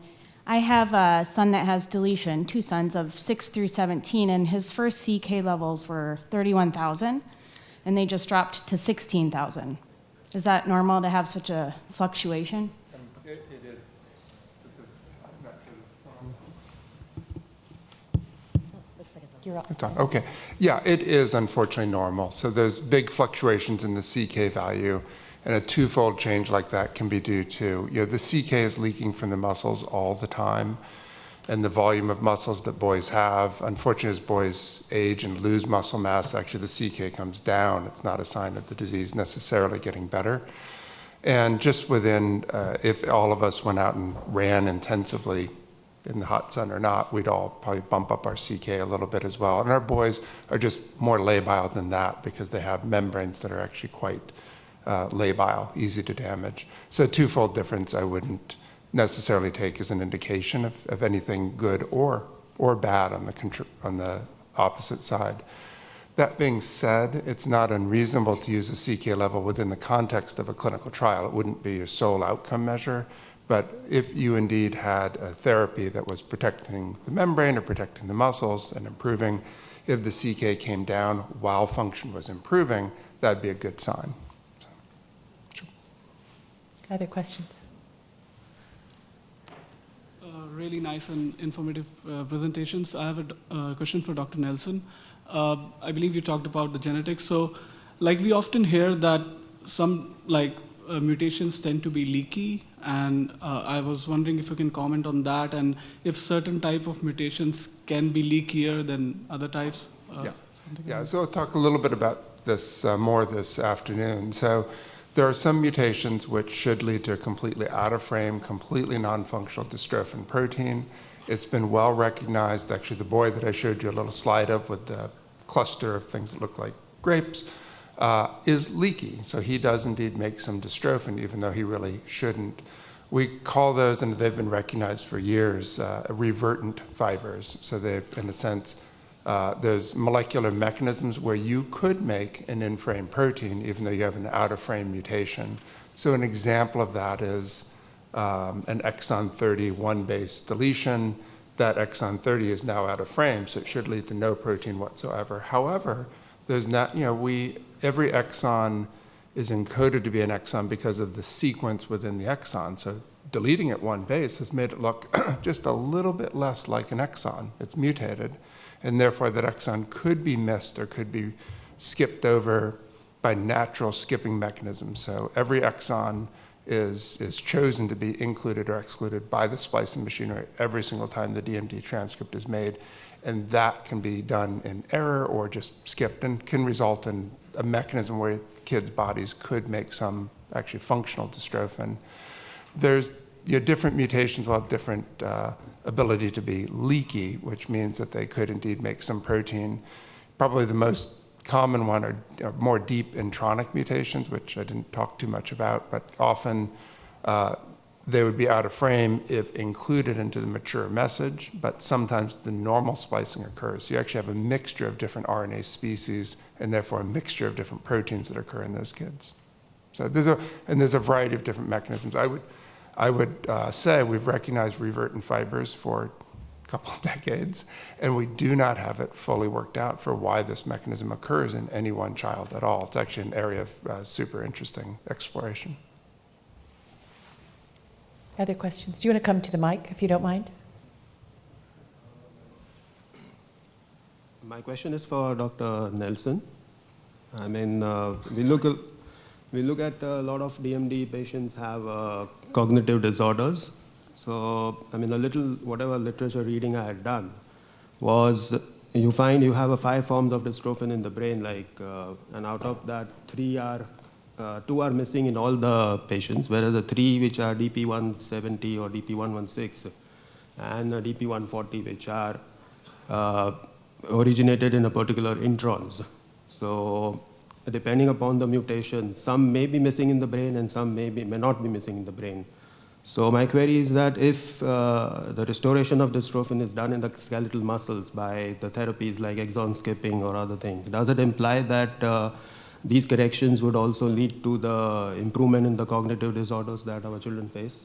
Yeah, I would say not necessarily. I think we're very focused on skeletal muscle, and even some of the exciting results are focused on skeletal muscle improvements, less so even heart improvements, much less cognitive improvements, which will be a difficult challenge since the brain sort of developed without without dystrophin there. The brain is nowhere near as plastic as skeletal muscle is. Actually, the heart is nowhere near as plastic as skeletal muscle is. So just targeting skeletal muscle is possible to do, and targeting brain and fixing that will be more difficult. So I think the cognitive issues will be challenging. Yeah, there is interesting data, an interesting way to look at some of the data in terms of different mutation types might break the skeletal muscle isoform, it's a huge protein, so that form might be missing, but some of the other brain isoforms ought to still be being made because the promoter sequence and the start of the protein are still there. Yet, that correlation is not super strong in terms of the location of those mutations, but there is some data suggesting that different types of mutations have different risks for cognitive issues. So I think there's still a lot to learn in that area. So what should be the standard of care for such children who have the cognitive disorders? Is it the same as the autism standards which are set, or do they have any different standards of care? Yeah, I probably have a pretty active discussion on that one issue. So DMD mutations are one of the more common genetic causes of autism and autism spectrum disorders. It's actually a shockingly obvious fact. 1 in 5,000 boys are born with a DMD mutation. And the autism rate is artificially been increased over the course of my lifetime by a lot. It's completely due to sort of shifting boys from an intellectual disability category to an autism category. But if you just take the autism part, a large fraction of the boys that have autism also will have a DMD mutation. I mean, it's a tiny fraction, but it's relatively common for the mutational status. They ought to be treated like other kids with autism and also have all those services. What often happens in my observation is that we so dominate the discussion about the really aggressive skeletal muscle disease that's going to be the major problem in their lives, that the autism and the other cognitive issues are relatively dismissed. They're not even recognized as being important because you have this other more serious thing. And my advice in general would be not to do that and to indeed treat it as its own independent, it's related to the DMD mutation, but its own independent set of resources that are needed and successfully applied in many instances. Kathi, do you want to comment? Yeah. So that was the discussion also with the care guidelines. So there's a psychosocial section in the care guidelines looking at the incidence of autism and the surveillance and management of autism, as well as other neurocognitive issues and mental health issues. So the recommendations largely are treat the disorder, whatever the disorder is, whatever the cause of the disorder is. So if you have autism, you treat it as autism, you manage it as autism in spite of the Duchenne, so not because of the Duchenne. I hope that makes sense. And I think Denise is going to talk a little bit more about resources, and there are more discussions after the break that will allude to management of those disorders as well. In the next session, we're going to take on school and talk about some of the cognitive issues and impairments and how to manage, because sometimes we hear from families who say the behaviors are indeed worse than the skeletal muscle impairment. So how you deal with school, how you discipline these kids, how you manage their behaviors at home as well as in school, so that family life is not negatively impacted in terms of its quality. Next question. Thank you. Dr. Nelson, again, just a reflection back. You talked about muscle biopsies, needle biopsies. Which muscles would be most amenable to the biopsies? And is this becoming more common as far as following the progression of the dystrophy and or dystrophin that's present, especially with exon skipping medication? So the answer is it is not becoming more common yet. Do I do something to make this done? I think All right. It's not being used routinely in clinical practice. I think we under-biopsy kids. The typical muscles that would be biopsied would be the gastroc, the TA, the vastus lateralis in the legs. Many of the clinical trials are biopsying the biceps, and pretty much any skeletal muscle could work.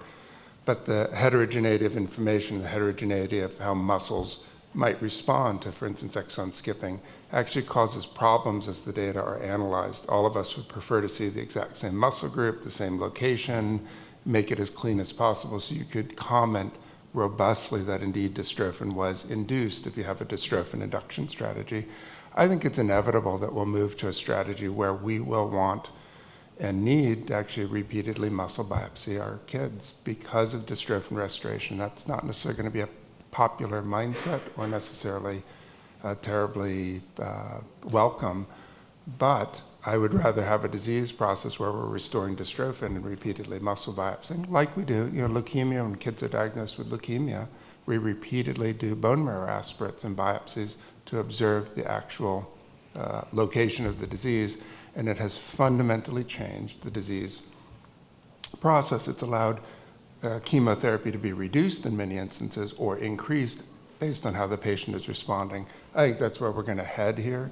It's part of the impetus, in my eyes, to actually make muscle biopsies much easier than what are done clinically. So I think it'll head towards a needle biopsy, which is actually pretty tolerable. I've done needle biopsies on kids as young as 6 years old with just distraction and just with local numbing and anesthesia. That's quite possible to do and get very good histology samples from those. So many muscles could be done. The challenge is going to be as kids get younger and younger, muscles get smaller and smaller, and safely sampling them gets more challenging. And just one quick follow-up, and just be brief. Along with what the other presenter had requested as far as autism, is there any evidence that treatment of your muscular dystrophy with the steroids also changed some of the autistic spectrums that you're seeing? Yeah, I'll give you my opinion. I think there'll be a lot of these. So often, and this is a pretty common clinical observation, is the kids that have, autism, rigid thoughts, behaviors, enter in with the diagnosis having more behavioral issues. Oftentimes, those are the kids that are more difficult to put on steroids. So there's clearly an influence of steroids. If you were on steroids, it would affect your mood. It would make you more labile. It would make you a little bit more on edge. And the same happens for the kids. They just don't have the ability to necessarily sort of recognize it when they're 4, 5, 6 years old. So oftentimes we actually have to stop steroids because of the exacerbation of behavioral disorders, and it really is unlivable for the families. So there's clearly an interplay. And I've yet to ever see it make anything better, though, from the cognitive issues. I don't know if anybody.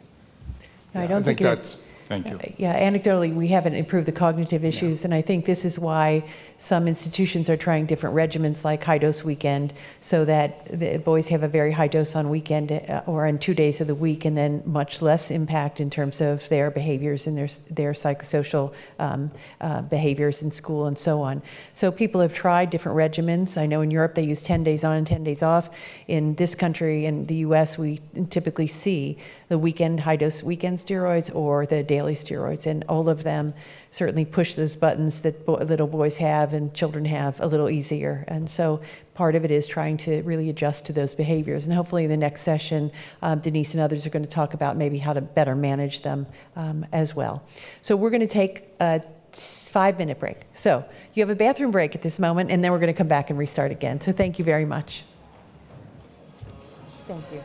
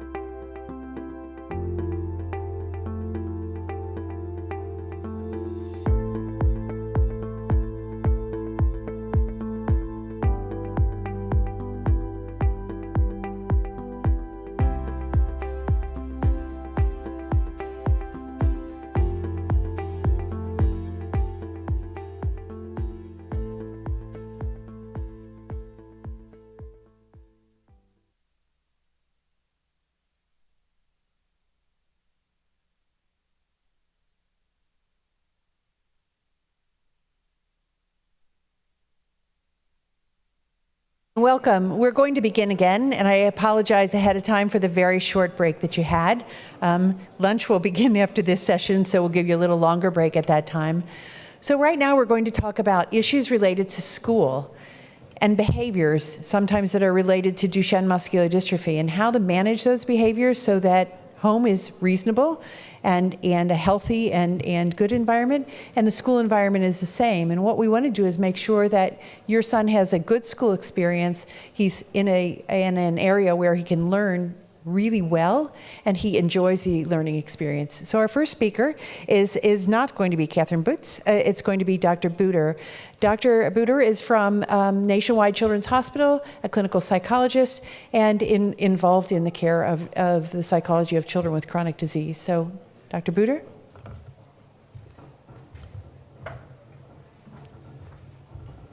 Well, hello, everyone.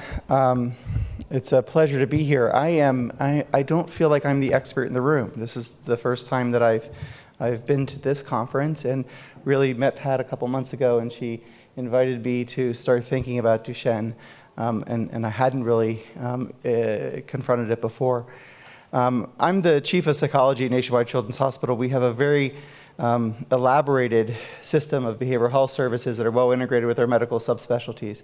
Earlier, you heard that neuropsychology might be an important component of your child's treatment team, and I think that's probably true, and I want to underscore the importance of neuropsychological assessment and understanding the different kind of cognitive profiles that might be present in this population, and particularly for your child, and the different kind of learning profiles that might exist. But psychology and behavioral health services are far more elaborated than that in most hospital settings. We also have a group of psychologists that are often referred to as pediatric psychologists, who help children and families cope and adjust and adapt and thrive in the context of their medical illness. We also have psychologists that are often referred to simply as child clinical psychologists, who are helping children with more traditionally mental health or psychiatric diagnoses like anxiety, depression, obsessive compulsive disorder, ADHD. And then at Nationwide Children's Hospital, we also have a group of neurodevelopmental psychologists who focus on the developmental aspects of chronic health conditions, as well as neurodevelopmental disorders themselves. That's actually my area of expertise. I grew up as a pediatric psychologist and further specialized in neurodevelopmental disabilities. I am a member of the Autism Treatment Network. I'm a principal investigator in that network. I do genetic research, but in autism, not in Duchenne. And I was particularly inspired by some of the questions that were coming up about autism spectrum disorder at the end of the first part of this morning. That isn't what I prepared to talk on, though. But I'd be happy, I just want to put it out there that if you had questions about autism and autism treatment, if they don't come up in the context of this conversation, grab me over the weekend and I'd be happy to talk with any of you. What I was asked to prepare today was two conversations, and the first one is how to talk to family, friends, and school. And so I was reflecting on, in the context of all chronic health conditions in pediatrics, how do we do this? Why I had to think about all chronic health conditions in pediatrics is because we haven't really done this research as a field in pediatric psychology or neuropsychology to understand how it is specifically done for kids with Duchenne. The research is too scarce for me to tell you specifically in this disease population what specific things come up, how is it unique, what is the precision psychological medicine we should be using in your kids' cases. So with that being said, let me tell you what I thought about. By the way, Dr. Catherine Butz is our clinical director at Nationwide Children's Hospital. She is responsible for supporting our neuromuscular programs and supporting the psychologists that work there. She wanted to come, but she had a family obligation that came up and couldn't do that. The first thing I thought is the title of the talk is Talking to Friends and Family in School. And so I thought, well, gee, can you talk too much about this? Probably not. I think disclosing and discussing the diagnosis with family members is critical. If you feel like you're talking too much, you probably aren't. I think doing this as soon as you can, as soon as you're ready, and doing it as often as possible is going to be helpful to children and to families. And probably in most contexts, talking about and disclosing your thoughts and your feelings and your knowledge about the diagnosis makes good sense. In terms of thinking about family beyond you and your partner, and maybe even your other children, and other friends of the family, what kinds of things should you think about that are going to come up in these conversations? I think often when you're delivering news that is a defining moment in your life and your child's life, it's probably going to be a defining moment in the lives of other people who care about you. They're going to have some of the same reactions and questions that you've had. There's going to be anger, there's going to be fear, there might be denial, there might even be relief, especially if you've been on a diagnostic journey. If you have thought something is wrong with your son, but you didn't know what it was, and now you have an answer, an odd sense of relief. I think the other thing that comes up when you're delivering diagnostic impressions to other family members or to friends of the family, a lot of times they're going to ask a lot of questions. They're going to want a lot of knowledge. When people feel like they don't know how to cope with the emotion, they're going to be asking for information. And so how do you deal with people who are asking for information when maybe you don't want to repeat it, you don't want to talk about it, you don't have it? It might be helpful to have resources to send them to. Check out this website. Go to the Parent Project website. Be prepared to give them information because they might be asking for some and you may not be in the space where you want to be their library. In the context of those conversations, you're probably going to have your own feelings that you have to manage. Guilt, grief, maybe anger. I'll say more about anger in a minute. I think it's okay to label those feelings. As a psychologist, I'll say just let people know who you are at that moment in time. I'm feeling too much grief to talk about that. It's too sad. It's okay to be transparent and explicit about how you're feeling. I think the other thing to keep in mind, and I'll say this in a little different way in a second, but when we have sick kids, we want to protect them, and we can be overprotective of them. But when we have sick kids who have a chronic condition and they're going to be living their lives with this condition, we also need to do what we can to make sure they develop as complexly and as optimally as possible. And we can be overprotective, and so can grandparents and aunts and uncles and people who are very well-meaning. So I think it's important to have that conversation that we're trying to avoid being overprotective. The other thing we talk about in pediatric psychology in the context of making diagnoses and helping parents anticipate what's coming through living with a chronic condition is how do we support siblings? Siblings often feel responsible for protecting, defending their affected sibling. They also might be the subject of teasing themselves. We call this stigmatization by association. It's okay to talk or give space for other children in your family to talk about what it's like to be in school with their brother. And maybe it's positive, but maybe there are some downsides. Give them room to talk about that. They may have difficulty expressing their own needs. I don't want to be a bother. I don't want to distract you. I don't want to take away from what you need to do for my brother.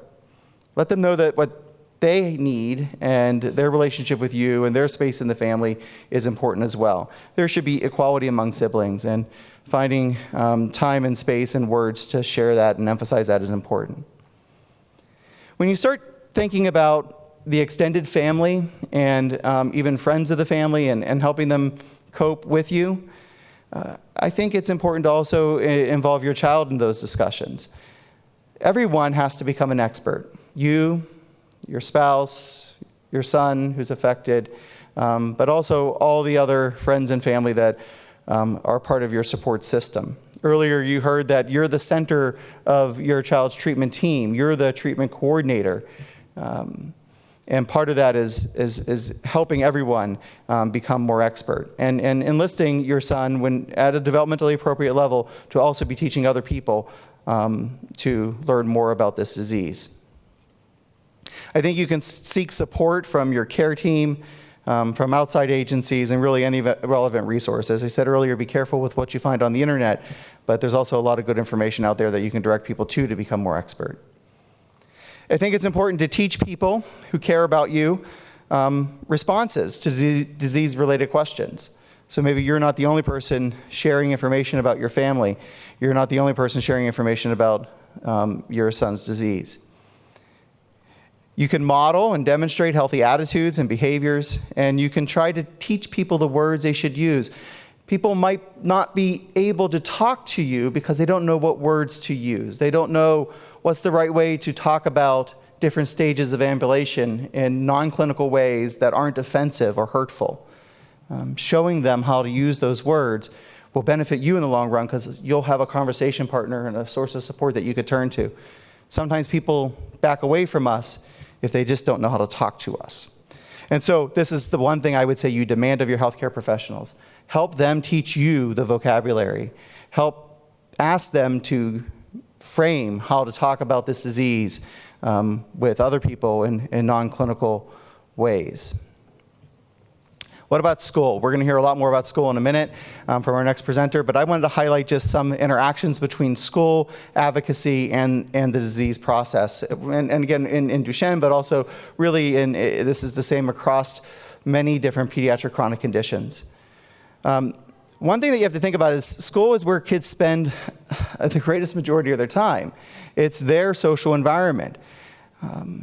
And when you think about any disease, how does it impact a child's adjustment and social inclusion? Children are naturally, particularly middle childhood, beginning to get increasingly more self-conscious about their appearance. And when you look different because of treatment, let's say steroid treatment, you're bigger than the rest of your family, you're bigger than many of your friends, you look like a child who's taking steroids, that might open you up to stigmatization. We like to think that kids can understand, kids would have empathy, but kids are kids. And they might bully or tease a child with Duchenne. Teasing already and bullying occurs at very high rates. 28% of children in grade school experience bullying. I think that number might actually even be higher, but that's the most reliable statistic I can share with you. And so it's not, I don't think, probably uncommon for us to think about, or shouldn't be uncommon for us to think about this impacting your kids as well. Signs that a kid is potentially being bullied at school. Maybe they are afraid to go to school. There's school refusal. They have somatic complaints. They have bad dreams. They have trouble sleeping. The other thing to think about, and you heard a little bit about this from the PT presentation this morning, children might have natural and increasingly more activity limitations that can impact how they're included at school. I really liked what our physical therapist said this morning in terms of if there's a will, there's a way. I think it's really important to find ways of working through those limitations and finding ways for your child to be as included as possible. Also recognize that your child might have emotional reactions and adjustment issues related to their body image, beyond just the activity limitations that they might have. And they might end up with a certain amount of anxiety and avoidance. Anxiety is a cruel mental health condition, because the reward for being anxious, or at least the reward for treating anxiety, our self-treatment, is to back away from and avoid the things that make us anxious. And then our anxiety goes down. So we're rewarded, we feel less anxious because we avoided the thing that was making us anxious. And it just increasingly shrinks our world. And so we have to be careful about how we approach that. And then I think the other thing that you have to think about to really promote successful inclusion in school is helping your child appreciate pain and pain treatment and noticing and monitoring pain. Getting sent home from school because you start to feel tense in a certain muscle when maybe a stretch could help you get through the school day, or a pain management technique might help you get through the school day is going to be far better than getting sent home. In terms of thinking about how our patients are coping, I think it's really important in an interdisciplinary assessment setting and something like a registry program like you have here in the Duchenne Registry, for us to be thinking about how do we screen for emotional and behavioral functioning so that we can intervene in these problems as quickly and as soon as they start to emerge. I think we should also be assessing and promoting peer relations. I'll say just a bit more about friends in a second. As I've been mentioning, stress and pain management, I think, will be an important component to keeping kids successfully included in school. And as we sort of said about with reference to the physical therapy presentation, doing as much as you can to get kids involved in as much of their preferred activities as possible is going to be really important, including any extracurricular activities, athletics, sports, to the extent that it can be modified for a child at any one point in time. Self-image is a significant component of being successfully included in community settings, including school. All of us grow up learning about ourselves from the way other people perceive us. It's unfortunate, it's just a part of being social animals. But we do take our cues from how other people see us. And so I think there's significant work that can be done in parenting and maybe in specialized parenting if you have a child who's experiencing depression and social withdrawal through therapy to help kids improve their self-view. Develop an identity of an I can rather than an I can't. Emphasize how they are more the same or similar to other kids than just how they're different. And enhance skills for dealing with social stigmatization when it happens. At school itself, how do you interact with school professionals and school administrators? I think the thing that you probably want to put yourself in a position to be doing from day one is being an information seeker from schools. The more information you get from them and the more information they get from you, ask them to be information seeking from you, you'll be able to promote more predictability and more control. You'll want to make sure that you put some kind of program in place to monitor your child's school and social functioning at school.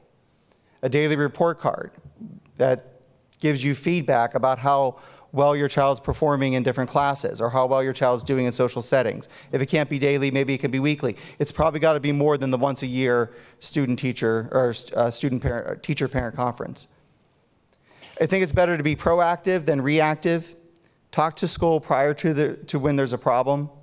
Identify your advocates at school. Bake them cookies. Bring them brownies. If they like tequila, bring them a bottle of tequila. Find out what your kids' teacher's like, or the teacher who you think is the most accessible, the most kind-hearted, the sweetest, and make her or him your friend. If you don't know anything about special education services, know that your child, if their medical condition is impacting their school or social inclusion experience at school, has educational rights. And those educational rights can be protected through an individualized education plan, an IEP, or a plan that's also called a 504 plan, which refers to a section of the educational law, Section 504. A lot more can be said about that. A lot more needs to be learned about that. But if you feel like your child's school program is not addressing his educational needs in part because of how his medical condition is affecting his school and educational management, you have rights. Your child has rights. And you might have to seek outside advocacy, like a neuropsychologist at your children's hospital, to help you manage that. I have an opportunity later in this weekend to talk more about the cognitive concerns that are present for kids with Duchenne. There is some evidence that there are distinctive cognitive profiles that will complicate learning across the curriculum, even mild deficits that we should be paying attention to, particularly things that we call executive function deficits that sit organized in the neuronal systems of the prefrontal cortex, that part of your brain right behind your forehead. The executive functions that we see impaired, that we have seen in multiple reports that have come out in our literature for kids with DMD. Difficulty in shifting task, moving from one activity to the next, one cognitive task to the next task. Multitasking, none of us can really multitask well, but some of us can fake it. It's harder for our boys to do that. It's hard to switch task. It's hard to inhibit responses, almost like there's no filter in some kids. They just say what's on their mind, which can be refreshing and sometimes is cute in a 6-year-old, but might get you in trouble when you're 16, right? There's also difficulties with planning, directing, and intending behavior. Most of our behaviors are intentional. Right now, you're intending to pay attention to me, hoping I say something wise, smart, or funny, right? That's why you're focusing your attention. That takes effort, and you're good at it, but your sons may struggle with it.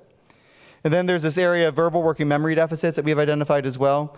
Working memory is your ability to have two pieces of information in your head at the same time and then use it to solve a problem, particularly in the area of using language information and holding that language information in short-term memory and being able to produce a solution to a problem that requires that information is going to be more challenging for our kids. This might mean we might have problems in math, or this might mean that we have some struggle with reading comprehension. Just a few more things I want to say here. The psychosocial concerns for patients with Duchenne are also going to be things that you have to pay attention to. Anxiety, depression, obsessive compulsive disorder, ADHD can all be mental health diagnoses that are more common in our kids than in just the general population. These things also can impact their school adjustment and might have to be a part of an educational plan like an IEP. In terms of anxiety and depression, we have ways of treating anxiety and depression pretty effectively. Cognitive behavior therapy is something that schools won't offer, but if you can improve a way a child is approaching their negative thoughts and feelings, it might improve their adjustment at school, and therefore will help them maybe perhaps perform better at school. Also, stress management and relaxation training can be a component of therapeutic interventions to address anxiety and depression. One other thing that might impact school is the burden of treatment, and particularly maybe even the burden of clinical trial participation. Time, cost, stress, even the emotional whiplash of being involved in clinical trials. All those things can wreak havoc on a child's emotional stability and their cognitive ability to really be present at school. Absenteeism comes with that. And if you're not at school, you just you're at risk for increased social isolation. And that, I think, is something, if you're aware of, you might be able to plan for. And very quickly, I'll just say something about friendships for kids. It's an important factor in their social and cognitive development. The more friends, the more opportunity your children have to develop meaningful friendships, the less likely their world will shrink over time. It helps diversify support for your child and also for you, and improves the quality of their life. When to disclose to friends? Well, I think your child should. In most chronic health conditions, we suggest that children should be in charge of that disclosure at a developmentally appropriate level, at a developmentally appropriate time. Remember, though, that all friendships have different levels of intimacy, and your son may be interested in disclosing to one friend and not to another. You can help him figure out who the right person is to trust. When do you do it? Probably as soon as possible in the friendship, but also at the right time. All these things don't have yes or no answers. I'll say just something very quickly about developmental patterns in friendship. Kids are selective in their friends, generally speaking. They're not friends with a whole bunch of people. So it's important to figure out, especially as your child moves through the grade school years, 7 to 9, 9 to 12, they move toward increasing levels of trust and intimacy with friends over time. I think you could expect that your child's friendships might be naturally more immature than otherwise would have developed if they weren't a child with a pediatric chronic health condition. So if you anticipate that, you might be able to avoid that outcome, right? Helping them find ways toward more intimate friendships through the grade school years, I think, will be really important for their longer-term adjustment through adolescence. One thing to recognize that kids through the grade school years become increasingly more connected to peer groups. In early middle childhood, those groups are relatively informal, but by the time you reach about age 10 to 12, our psychological research tells us that groups get more formal and more gender segregated. Peers often conform to the expectations of their peer group. And so, again, thinking about how you help your son have as typical experience as possible. I'm just trying to give you some typical developmental milestones. Don't underestimate the value of being popular. Sometimes getting your child the newest, greatest game is okay if it helps other kids like them a little bit more. It is okay for you to want to try to promote the popularity of your son. At the same time, it's also okay to teach your son, and you should teach your son, not to let people take advantage of them. And this is where I'll probably end my comments here. Some children with very visible differences, whether they're using a wheelchair or they look like a child who maybe is taking a certain kind of medication, they begin to have anxiety in social situations. And so what happens? Like I said, it's a vicious cycle. They're afraid others will notice their difference and treat them poorly. They begin to want to avoid those situations. They learn they don't have to interact with other children or handle questions about their appearance or difference. That's rewarding for the avoidance. And then it really just leads to more anxiety and more avoidance over time. And so the intervention what you do to try to prevent this is you build skills. I've seen some really nice things already here as I've interacted with some of the boys. I've seen kids give me really good eye contact. They've maintained really strong posture, probably as best they can. And then I've seen other boys who averted eye gaze at me when I was walking down the hall and I smiled at them. Teaching our sons to look up at people if they can, to smile at people when they pass, to have that level of assertive, nonverbal social communication is a really, really good first step in social skill training. More complicated social skills, teaching them how to respond to questions about their disease, try to encourage them to promote a curious posture among their friend group rather than any cruelty. One way to do that is to help your kids have scripted one-liners. Let them be the expert. Also teach them how to offer information, reassure their friend, I'm going to be okay. I could still play video games. I'll find a way to play kickball with you. I might have to throw the ball, or I might have to run bases in my wheelchair, but I could still play with you. And have them talk about something else, deflect. So give information, reassure, deflect is a really important social skill that we tend to teach kids that can really help them survive the social milieu at school. And my final point here is how do they initiate conversations? It's okay to practice this. Role play at home. Role play many times. It's also helpful to teach them to ask open-ended questions. What's on your mind? Rather than asking a closed-ended question like, how's it going? Right? And then also teaching kids to have reflective listening skills, how to be empathic over time. All right.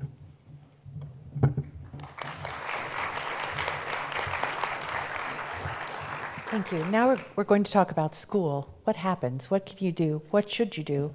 These IEPs seem a little bit overwhelming, and how to make friends at school, and how to really impact your son's healthy, productive school environment. So I'm happy to present to you Denise Gruender, who's from North Carolina.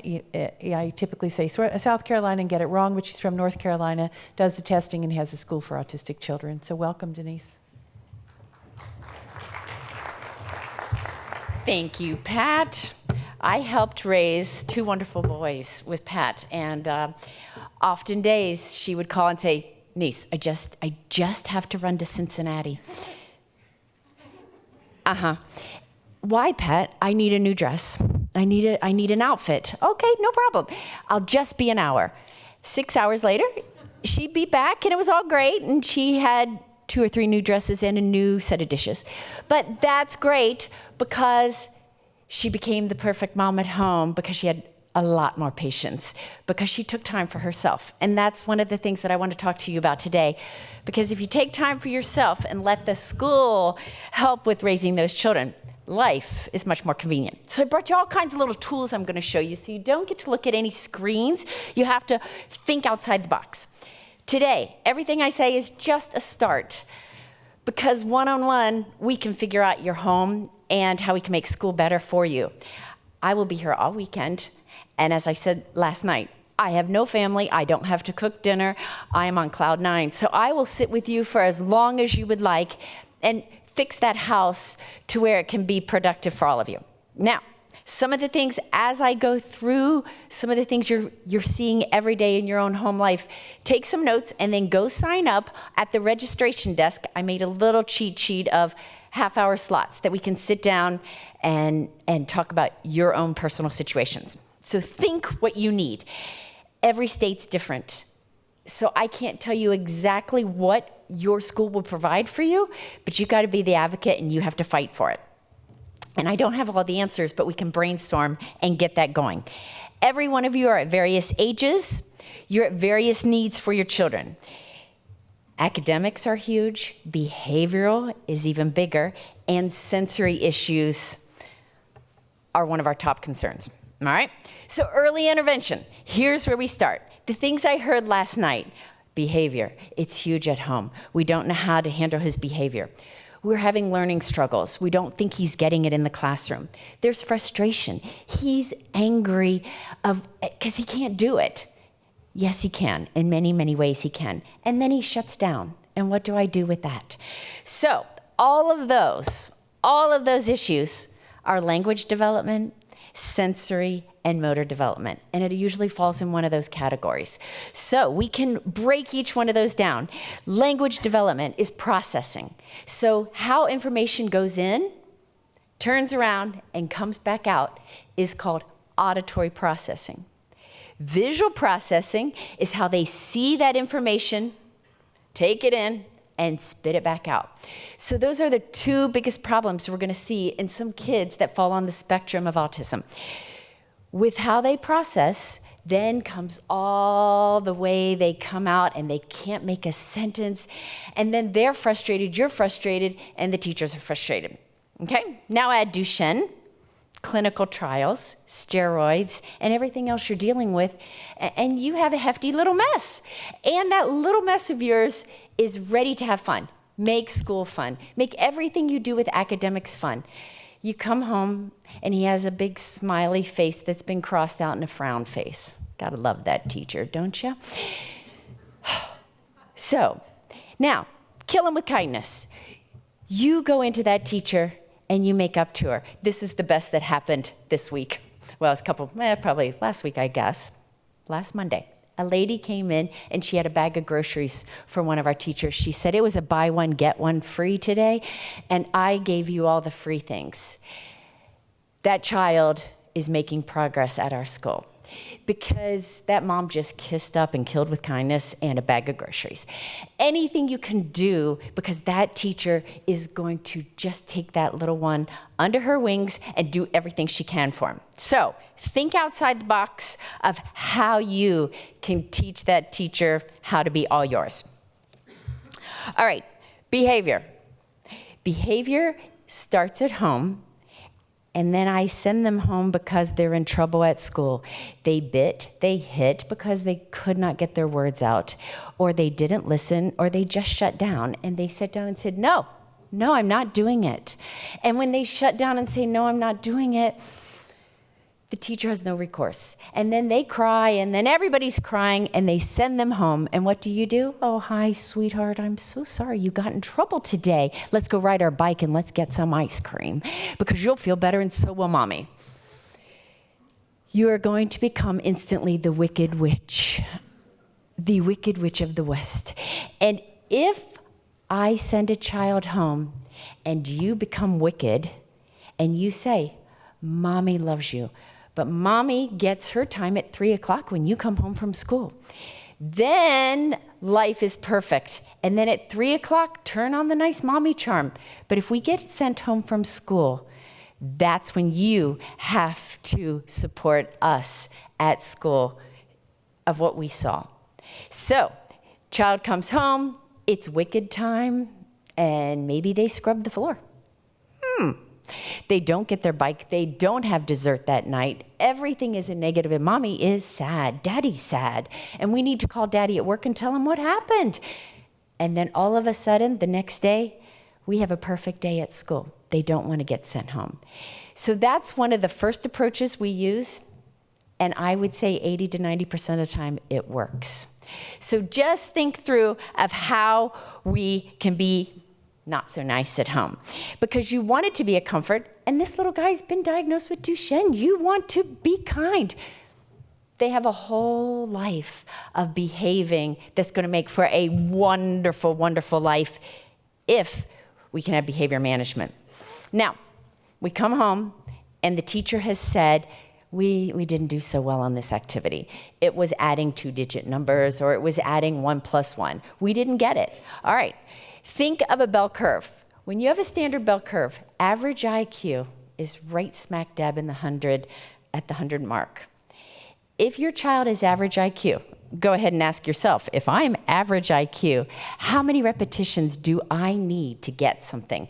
What we're finding is around 26 to 27 repetitions before you get it, is some informal studies. So if you hear something, how long did it take you to learn your multiplication tables? That's going to tell you, if you learned them quickly, you're at a 120, 130 IQ. If you took 26 to 27 times of hearing each one of those, you're at a very average IQ. If you took longer like I did, you're a little lower. So that's okay too, because you will get it. It just takes you a little bit longer. So think of who that child is. You don't know who he is yet. He's 5, 6, 7. We don't know that yet. But watch when you teach something. If they just need extra repetition, go for it. Do it at home. But now, how are you supposed to be the wicked witch and the mommy teacher and the mommy love bug? You can't do it all. There are volunteers everywhere. And people ask you, what can I do for you? Take advantage of them. Let them come into your home for an hour once a week and work with your child on whatever the teacher sent home that we didn't get. And we don't do that because we don't want to ask for help. And you got to ask for help. Because going to Cincinnati gave her the ability to then sit down and have a lot more patience. So either go to Cincinnati and shop a little, or go out, but don't be the teacher and the love bug and the educator. You can't do everything. So take advantage of your neighbors. Now, I'm going to show you just a few things that we use every day in our school because it makes a difference for you at home, and we send these home. A pillowcase. It's not what you think. Take your sewing machine, again, a volunteer, somebody that volunteers, ask them to make one for you. You can buy them online. You sew 3 strips, and this becomes a weighted blanket once you fill it. Children on the autism spectrum, and even yourself, might do wonders with a weighted blanket. We sit down and we put it on our lap. It's not so much what's happening when the weighted blanket is on you, it's what happens later. It calms you. And if any of you could call my husband and tell him that's why I need 4 quilts to sleep with, because I need weight at night. I go 90 to nothing all day long, and then you lay down, and what are you still doing? I know what you're doing. And that's how your mind's going. You put weight on you, and you are instantly more calm. So here's the problem. Every child of every size has a different weighted blanket. And when you fill these columns with rice, beans, whatever it is, and you weight that child, they're going to have that calming sense, and just relax a little. You can also squeeze and stroke after school, just while you're hearing about our day. Everything you do, just squeezing. There's all kinds of techniques that your OT and your PT can show you, but you watch what that does. And just do it on yourself and see how it is. Ask your husband. You know what you feel like when somebody just rubs your shoulders. It's the same thing with stretching those joints. So weighted blanket, stretching, all of those when you're doing your afternoon help. But now let's go back to school. Send this to school with you. Our school is full of them. We have probably 15 of these, and we use them all day long. Also, when we are changing classes, we carry jugs of sand. So we're walking to the next class with jugs of sand, and you're looking at me and you're saying, that's child abuse. They're very heavy. But what happens is it stretches them out, it calms their body. Try it at home. Anything that's going to make the least little bit of difference in that easing measure is going to be wonderful. You can buy these online, but you're going to constantly be changing them as your child ages and the weight. You can just rip your little seam, add more, take out, but you might be surprised what this will do for you. Next, visual timer. My child can't sit at dinner. Oh, yes, he can. No, he gets really, really antsy. Yep, that's okay. Sit. The end. There are no arguments. Well, you still come back to me, but he wouldn't. So now we ask you to come into our school and watch. He sits at lunch, watch, and the parents are flabbergasted. Along with lunchtime comes eating disorders. They don't want the sensory. They don't want us to chew on hard things or soft things or mushy things. So having just one session with a speech and language pathologist who has background in eating and feeding therapy will help you get out of your little rut of just chicken nuggets and watermelon. That was a lot of our diets, chicken nuggets and watermelon. We make you every day send a new item in your lunchbox so that you're always trying new foods. You got to kick that by 5, 6, or 7, or you're going to be locked in for a while. So get somebody to help you with that eating and feeding and sit at the table. If you get a little visual timer, you can buy these online. And again, it's called, it's Time Timer. So if you want to order one of these, all you're going to do is set it, and that child gets a visual of sitting at the kitchen table. So guess what? As it finally gets to the end, you can get up and go. If you're still in the middle of a conversation, that doesn't matter. The timer's up. You let him go. So that's all that he had to do, is sit there. Same thing within the morning. He cannot come out of his bed until that visual timer has reached. So get ready to do a little bit more with visual for your children, because they like structure and they like a start time and an end time. With a start time and an end time, this is what we use every day. Now, I know you can't see this very well. It's a little stick with a lot of Velcro on it. You use this at home, and you use this at school. It starts at age 2.5, 3, and can go all the way to about 10. You can use words, or you can use pictures. They get to go to that center, then they get to go to this center, then they get to have lunch. They get to put them in the order that they want at school, and then Daddy comes home at 5, and so they can check these off. Done. I'm closer to getting to see Daddy. That's sometimes a reward, sometimes it's not. I'm closer to getting ice cream for dessert, whatever it is. But please don't promise them the Ferrari, because you start with a Ferrari in kindergarten, you're buying big stuff by the time they get to 4th grade. So start with the little things. What's something they get to do? If every Friday night you're going out for pizza, let them choose what's on the pizza. Let them choose the restaurant, and that's the reward if they make it through the day as they rip off as they go, and that's why Velcro is such a wonderful thing. So think of visual timers visual displays for your children. It sometimes helps them. Many of our kids ask every day, I need to see the schedule. Where's the schedule? We have to have it posted in every room. Your home can also have a schedule posted. What does he do when? Is anybody having issues like that at home? Do you see, I got to know what I'm doing? I see a lot of nods. This is what we deal with every single day. So come up with little things like this. Next year, I'm bringing all of it from Michael's, and we're going to have a make it and take it at midnight. We'll have so much fun. The next is a reward chart. And all we're doing, outstanding, great day, ready to learn, stop and think, uh-oh. And the uh-oh is where we don't want to get. We're all starting in the middle of the day. You start this at home at 2 and 3, and you send this to school, your teacher's going to be buying you groceries. She's going to think you walk on water because it's already a plan that he understands. But most people are so out of it dealing with everything else you have to deal with, they don't start this early, and then it takes us 3 or 4 months to figure it out, and then the school year's half over. So let's start on a positive. Make some kind of a chart at home. We're going to start out, if this is at home, ready to have a great day. Ready to have a great day? If we have to clip down because we didn't do what Mommy said, we're clipping down. If we get to uh-oh, when Daddy comes home, it is a bad day.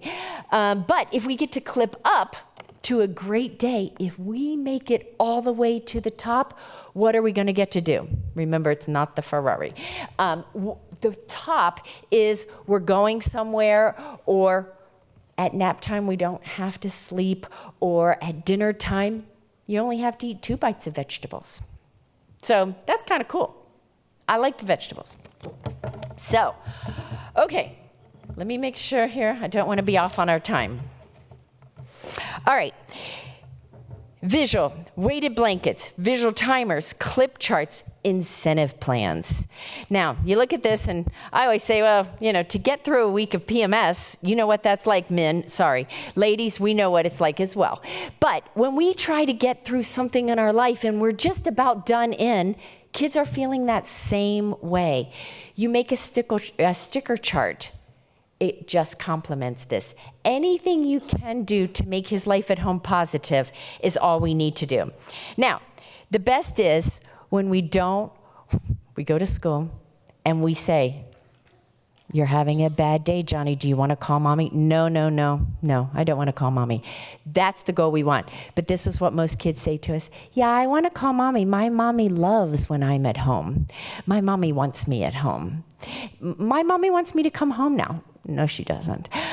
So, you know what that's like. Yes, but they think that. So, again, on your little visual chart, you have to say, we come home before here, mommy's angry. And let them know that so that they can see through their entire day. And then all of a sudden, we've dealt with the behavior. We have cured so many people. A mom came in having bad days. We said, be the wicked witch. And she's like, I don't think I can do that. We said, you can. Promise, you have it in you.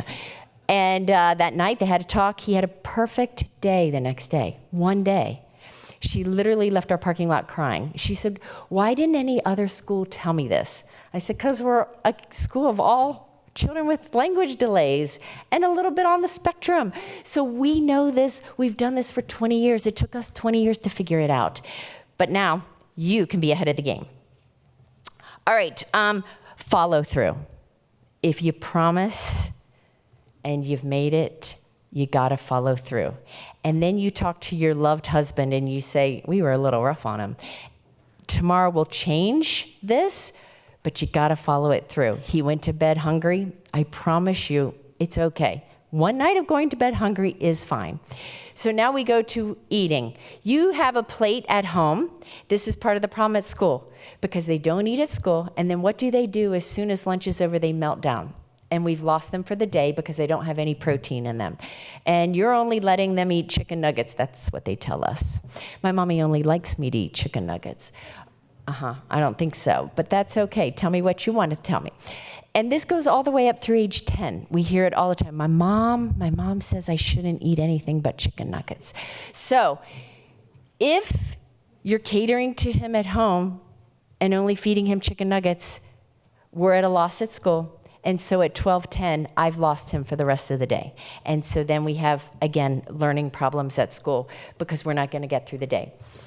On your plate at home, and this is where OTs and speech paths can help you with eating and feeding. There's 3 bites. You only have to try 1 pea.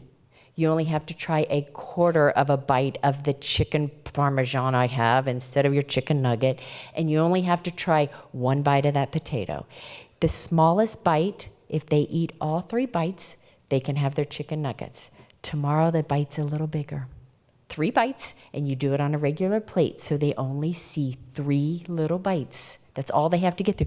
And it can be as small as a pencil tip to start with, because it's accomplishment. And the next day, it's bigger and bigger. At school, you have to go in and say, we're struggling with eating, and if you could do this, you send it in with saran covered, they're going to do it for you.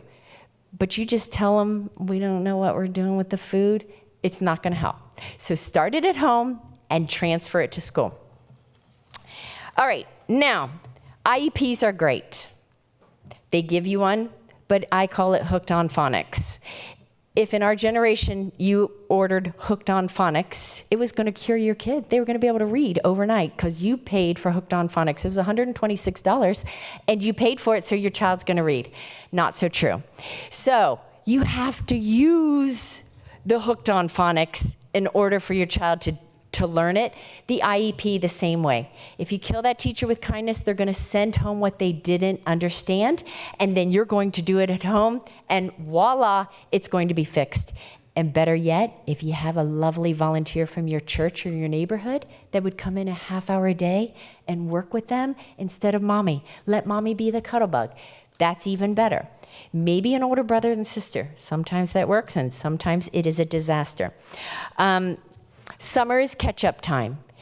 Ask that teacher that you've kissed up to. You've bought her $5 little Starbucks gift card here and there. You've written her wonderful notes. You've wrapped Hershey candy bar. It doesn't have to be a lot, but every week you've thanked her in some way or another. She is going to make you a plan for summer of fun things you can do, yet academics to catch up for your next school year.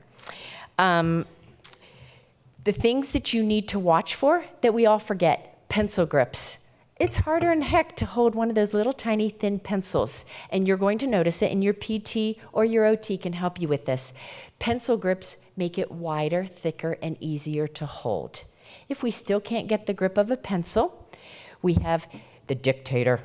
The Dictator's at Costco for $49, and they'll learn to dictate instead of writing, and a lot of teachers will work with that. So ask, again, to be outside the box. Can't we talk instead of write?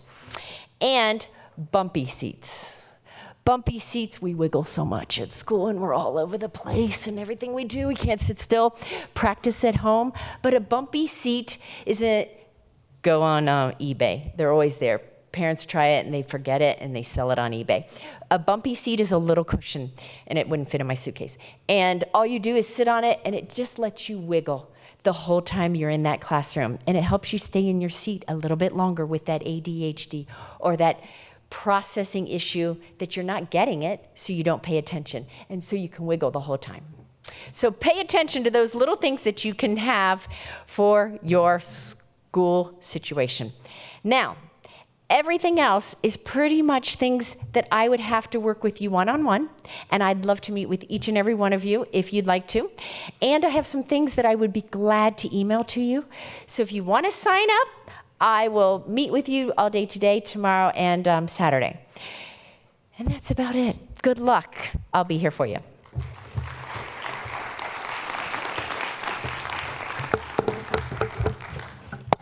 I got it all. And some of the things I bought were directly for a teenager to bribe her to stay at my house. Just saying.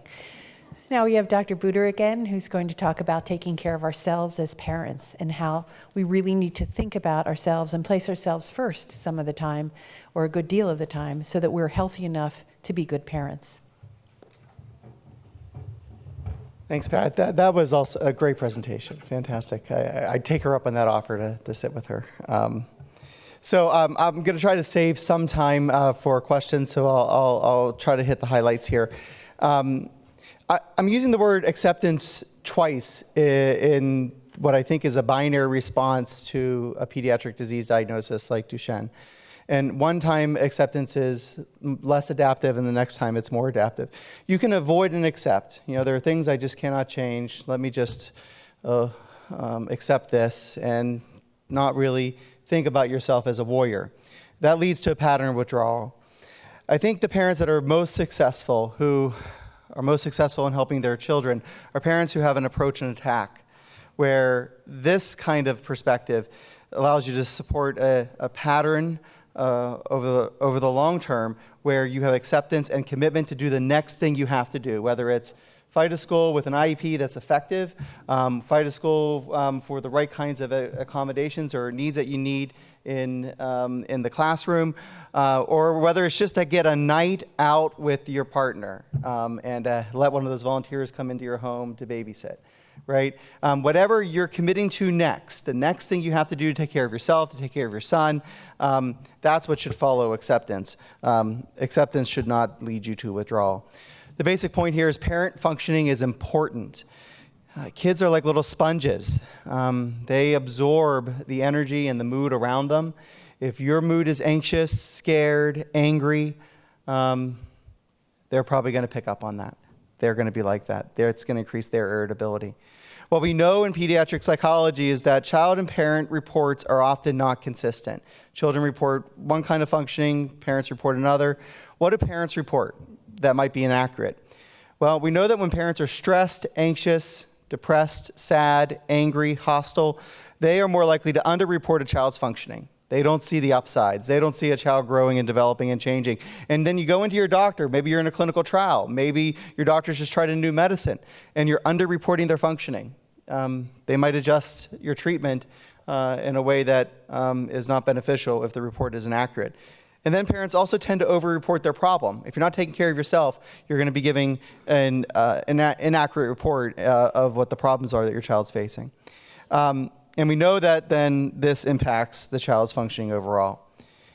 So self-care is important. Go to Cincinnati like Pat did, or whatever nearby town you want to do your shopping spree in.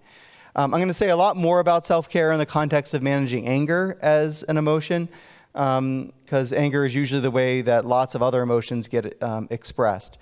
But for here, right now, let me just say the more structure and routine you can build in your life, the more habits you can create that are productive and efficient for you, the stronger and more metal your mind is going to be, the healthier and more sustained your wellness will be.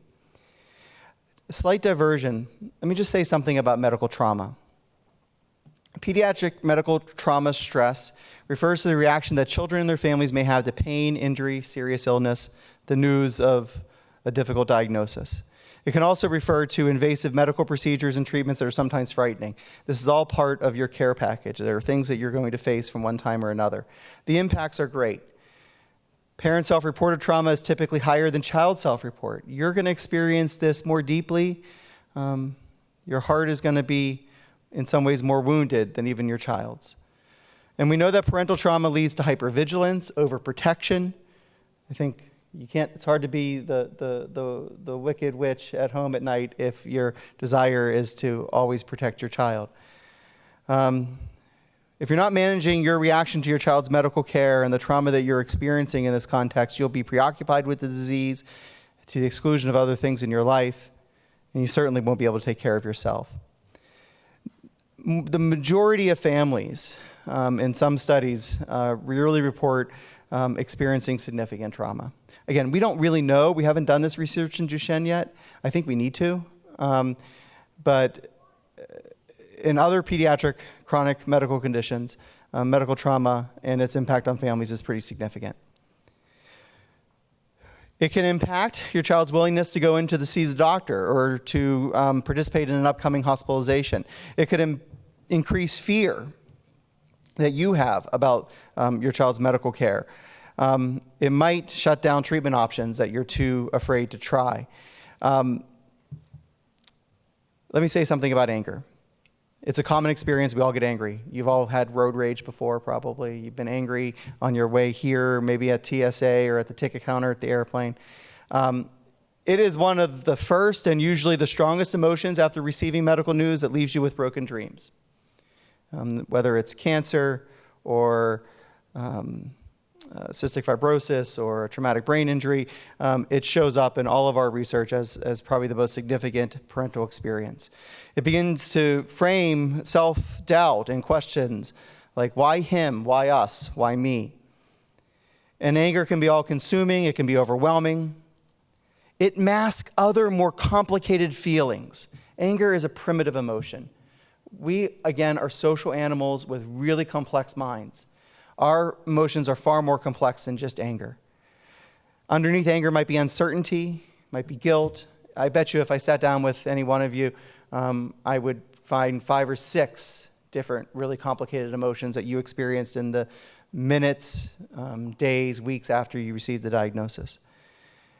Labeling those emotions and talking about those more complicated emotions are far more healthier for you and your marriage and your family relationships and your friendship relationships than just being angry.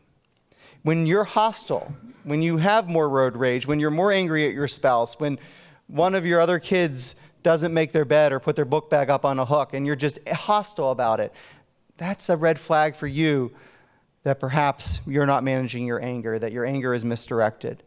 So what is good self-care? Well, the usual things that you see on Oprah: exercise, diet, and sleep, right? Stress management, learning how to relax, participating in mindfulness activities, yoga. Have a hobby. What did you used to like to do before you got married and had kids? Were you an aquariumist? Did you like to bicycle? Did you like to hike? Were you a photographer? What's that thing you did in college as an activity? Find your old hobby, right? Friendships have to be nurtured, especially in adulthood. We let most of our friends go. You're going to need more friends. Go find your old friends. Let them know explicitly, I want to reinvest. I want to spend time with you. I want to make time for you. Go do good deeds. Volunteer with your children at the senior citizen home down the street. Participate in a litter pickup. Go do good deeds. Doing good deeds helps us manage our own negative emotions about other things. And find gratitude. Keep a gratitude journal. Every day, what are you grateful for? You have a lot of things to be angry about, but you also have a lot of things to be grateful for. Spend time thinking about that. And one of the most powerful recommendations you can make is keeping a gratitude journal. Let me end with just some comments about marriage. I realize that there are a lot of different kinds of families, and maybe not everyone in here is currently married, and maybe no one will be getting married. But you might be in an intact marriage at the moment, and you might be single and looking to date. Maybe you have a Match.com profile, I'm not sure. But I want to say something about marital function, because I think it's really important to comment on this. One, in our society, divorce is very common for everyone. We recognize that, again, not all families are traditional. So if this doesn't hit you, I'm sorry about that. But when you're dealing with a chronic disease like Duchenne, there is significant risk for strain in the marriage. It's a complicated disease. It takes a lot of medical decisions. There's a lot of shared decision-making you're going to have to make with your physicians. And sometimes you're not always going to agree with your partner. That stress, that strain, those tasks, I think, increase. We know from the literature and other chronic disease populations, increases the risk for divorce. So, how can you be a dynamic duo? How can you do your best to stay healthy in your relationship? And I don't know if this works. I made it up. But let me, and I made it up in part by talking to families from my own clinical work and from a very inspiring conversation that I had with Pat back in March. I thought a lot about our conversation. Each of you are going to respond to this diagnosis in your own way. You're going to respond to the next medical decision you got to make in your own way. Each parent will approach this and respond differently than the other. You might be out of sync with each other. So what do? You could let the disease divide you. Know that it can do that. Expect it. It's extreme stress that you should expect. So how can you prevent it? I think this. Be real with each other. Be willing to have discussions, dialogue, debate. We can have differences of opinions. How is a dialogue different than a discussion? Discussion is, I might talk over you, I might interrupt you. A dialogue is, okay, like a script for a movie. It's my turn to talk. I have things I'm going to say. This is this part of this conversation. This is what we're talking about. Then you're going to get the floor and you're going to get the talk. It's okay to have a dialogue and sometimes a discussion. Sometimes it's okay to have a debate. A debate isn't a fight. A debate is we're going to be emotional and hot, but I still love you. Right? Be deliberate. Disciple. Go talk to other people. Find parent mentors who've been through this before. Maybe you don't have a parent mentor in your hometown, but maybe there's somebody else who's dealt with something that is just as likely to divide their family. Disciple with other people. Discern. What are our decisions that we got to make? What can we postpone? Let's focus on the only most important thing we got to do right now. Let's not try to solve all our problems all at once. It's okay to diverge. You can be in different places. You can have different thoughts. You can make a decision and not approve of the decision that was made. Distract. Don't always talk about this. Don't always fight about it. Don't always dialogue about it. Talk about President Trump. Talk about something else, right? Sometimes you got to make a decision. Your medical team's going to need a decision. That's okay. What you don't do is disintegrate. If divorce comes, it comes, but don't let the disease be the reason you're getting a divorce. Let it be because he's a jerk. In the end, you got to deliver for your family. Deliver for your son with Duchenne. Deliver for your other children.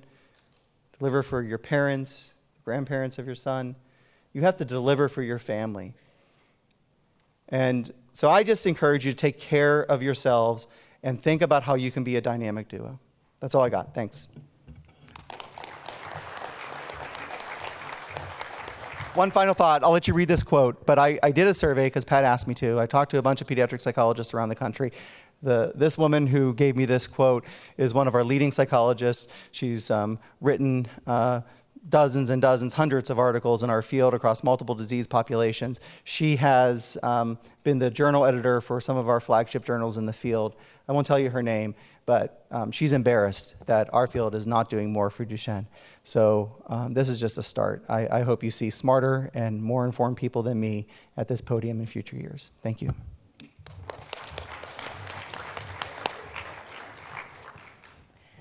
Thank you both. I think you are wonderful, and I appreciate the quote because I think we have so focused on skeletal muscle and function and walking and walking and walking and walking until this age and that age and forever that we forget that these little human brains and our families need to stay tightly knit.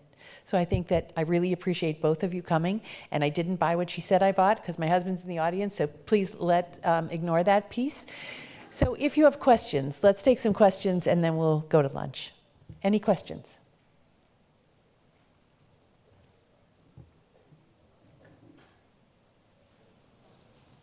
I'm not sure where this question would be directed to, but my question is when to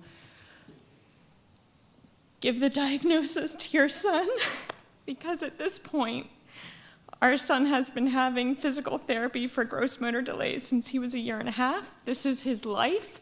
This is what he knows. This is what our family knows. There's no question of why do we do this? It's just what we do. And when we started medication, why do we do it? Because it's what we do. That's been our answer, and that has been sufficient. And I'm hesitant to label it because I don't want it to be something that holds him back in any way, and I don't want him to see it as a disease or something that is wrong. It's just something that is different, and that's okay to be different. And so I don't know, where to take it from there. I think that's one of the hardest things, to say Duchenne out loud, and when your son says what's wrong, to say it. So I'll let it up to you. I really appreciate the question, and it highlights why I think we, as pediatric psychologists, need to be much more involved in this process, because that kind of question is something that I would love to have helped you start thinking about at the moment you receive the diagnosis. It strikes me that you've done the hard work already. You've helped him appreciate having this just be part of his life, not define who he is. I don't think labeling it, giving it a name, is going to undo all that very good work you've done, which is this is how we're living, this is how we're surviving, and a lot of times we're thriving through this. And the reason we've done all these things is because you have this diagnosis called Duchenne. And I would say whenever you feel ready to do that, it's time.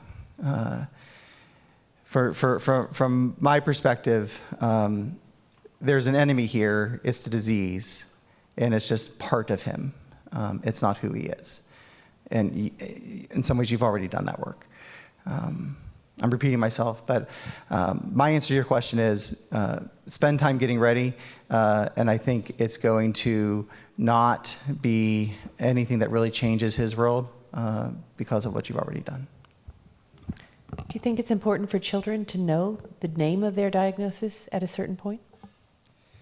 I think the struggle with not labeling it is that someday you will. Someday you just will. It will, when he's 10, when he's 12, when he's 15, when he's 16, when his world and his mind are so much more complex. And then that's a different dynamic than if it was named earlier. I'm not sure there's any particular value in giving the name, but the reason we're not doing it is because it's hard for us. I'm not sure because it's hard for him to hear. It will be hard for him to hear that we haven't given it a name until we have to at age 13 or 14 or 15 when he asks, right? So I think it's much better for you to be in control of that than necessarily let time be the monster here. Maybe the only other thing I'd say is that certainly if he asks, answer.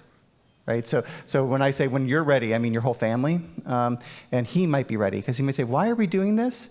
Oh, or when he begins to learn, he has increasing health literacy through, I'm not sure how old your son is, but at age 8 or 9, we see an increase in health literacy and significant increases in health literacy at age 10 and 12, where kids start to own their medical care a lot more. They start to ask those questions. What do I have? Why am I doing this? And when they ask that question, that's the time to be authentic, absolutely. Before then, I think you have time to evaluate when you're ready. Denise? That's what I was going to say. Sometimes it's the Santa Claus is what we call it. When they come to you, Mom, you didn't tell me you were the Santa. It comes for us for an autistic diagnosis. The kids come to us right around the age of 8, sometimes 10, and they ask us.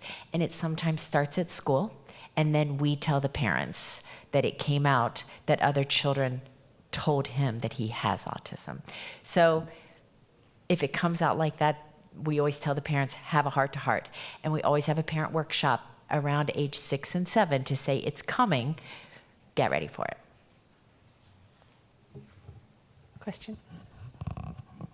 While she's approaching the podium, I'll just reiterate what a great analogy the Santa Claus motif is. I remember when I was a kid, I came home from 3rd grade, and the kids at school told me there was no Santa Claus, and I came home and I said, you lied to me, you lied to me. I got over it within a minute. But it's that moment that I think is really important to negotiate. So I'm happy to talk to you more privately if you want. My name's Jenny Fryer. I have identical twins. Jane, speak up into the mic, or pull it down to you, if you don't mind. Thank you. My name's Jenny Fryer, and I have identical twins who've just turned 40. Christopher, who's the oldest by 5 minutes, has got glossomycemia, which means he can't speak anymore. This is causing a lot of problems with Chris. He's become very withdrawn. He's getting depressed. I try and help him, and I said, do you want to go and see a psychologist? Why I can't talk? And I don't know what to do anymore. So just to explain, the tongue is a muscle as well. And sometimes when boys are young or older, they concentrate, or some of us study or concentrate, and we let our tongue hang out of our mouth. So the tongue is a muscle, and it will elongate. And it will sometimes elongate to the point that it occludes the mouth. It really interferes, as you might imagine, with swallowing and with speaking. So as often the men that get to be 40 years old, sometimes we see that in them. It really is socially difficult for them to be outside. It further isolates them. Yeah. And I don't know about I'll let that up to you all to talk about what you might, or how you might approach that. Yeah, it strikes me that finding a therapist, some psychologist who, as Denise said earlier, can think out of the box. Of course, talk therapy is talk therapy, but there are different ways of communicating. And if your son can still nod, I think a therapist can accept that challenge to work with him on trying to find the right meaning for his life right now. And that's the most we can ask for, really, out of any moment in time for any of us, is, how am I making the most of this moment right now, given the challenges that I've been dealt with? And that takes, when someone is depressed, it takes deep and committed work and the love and nurturance of a therapeutic relationship. But you're right. They're finding the therapists who are going to be willing to be that creative is challenging. But I think if you know what it's sort of like, if you know what you're asking for, send the Saran wrap plate so the teachers use the plate and teach the kid how to eat food. This, as an adult, is I need this for my son. Be his advocate and see if you can find that therapist. Maybe you have to go through 2 or 3 or 4 or 5 interviews before you find one who's willing to give it a try.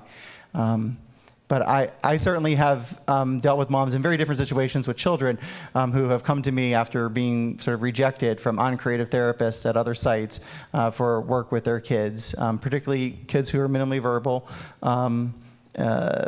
with autism, about how to help them. And I have found creative ways to, and I don't always succeed, but I'm willing to give it a try. And I would encourage you to keep shopping, try to get them help.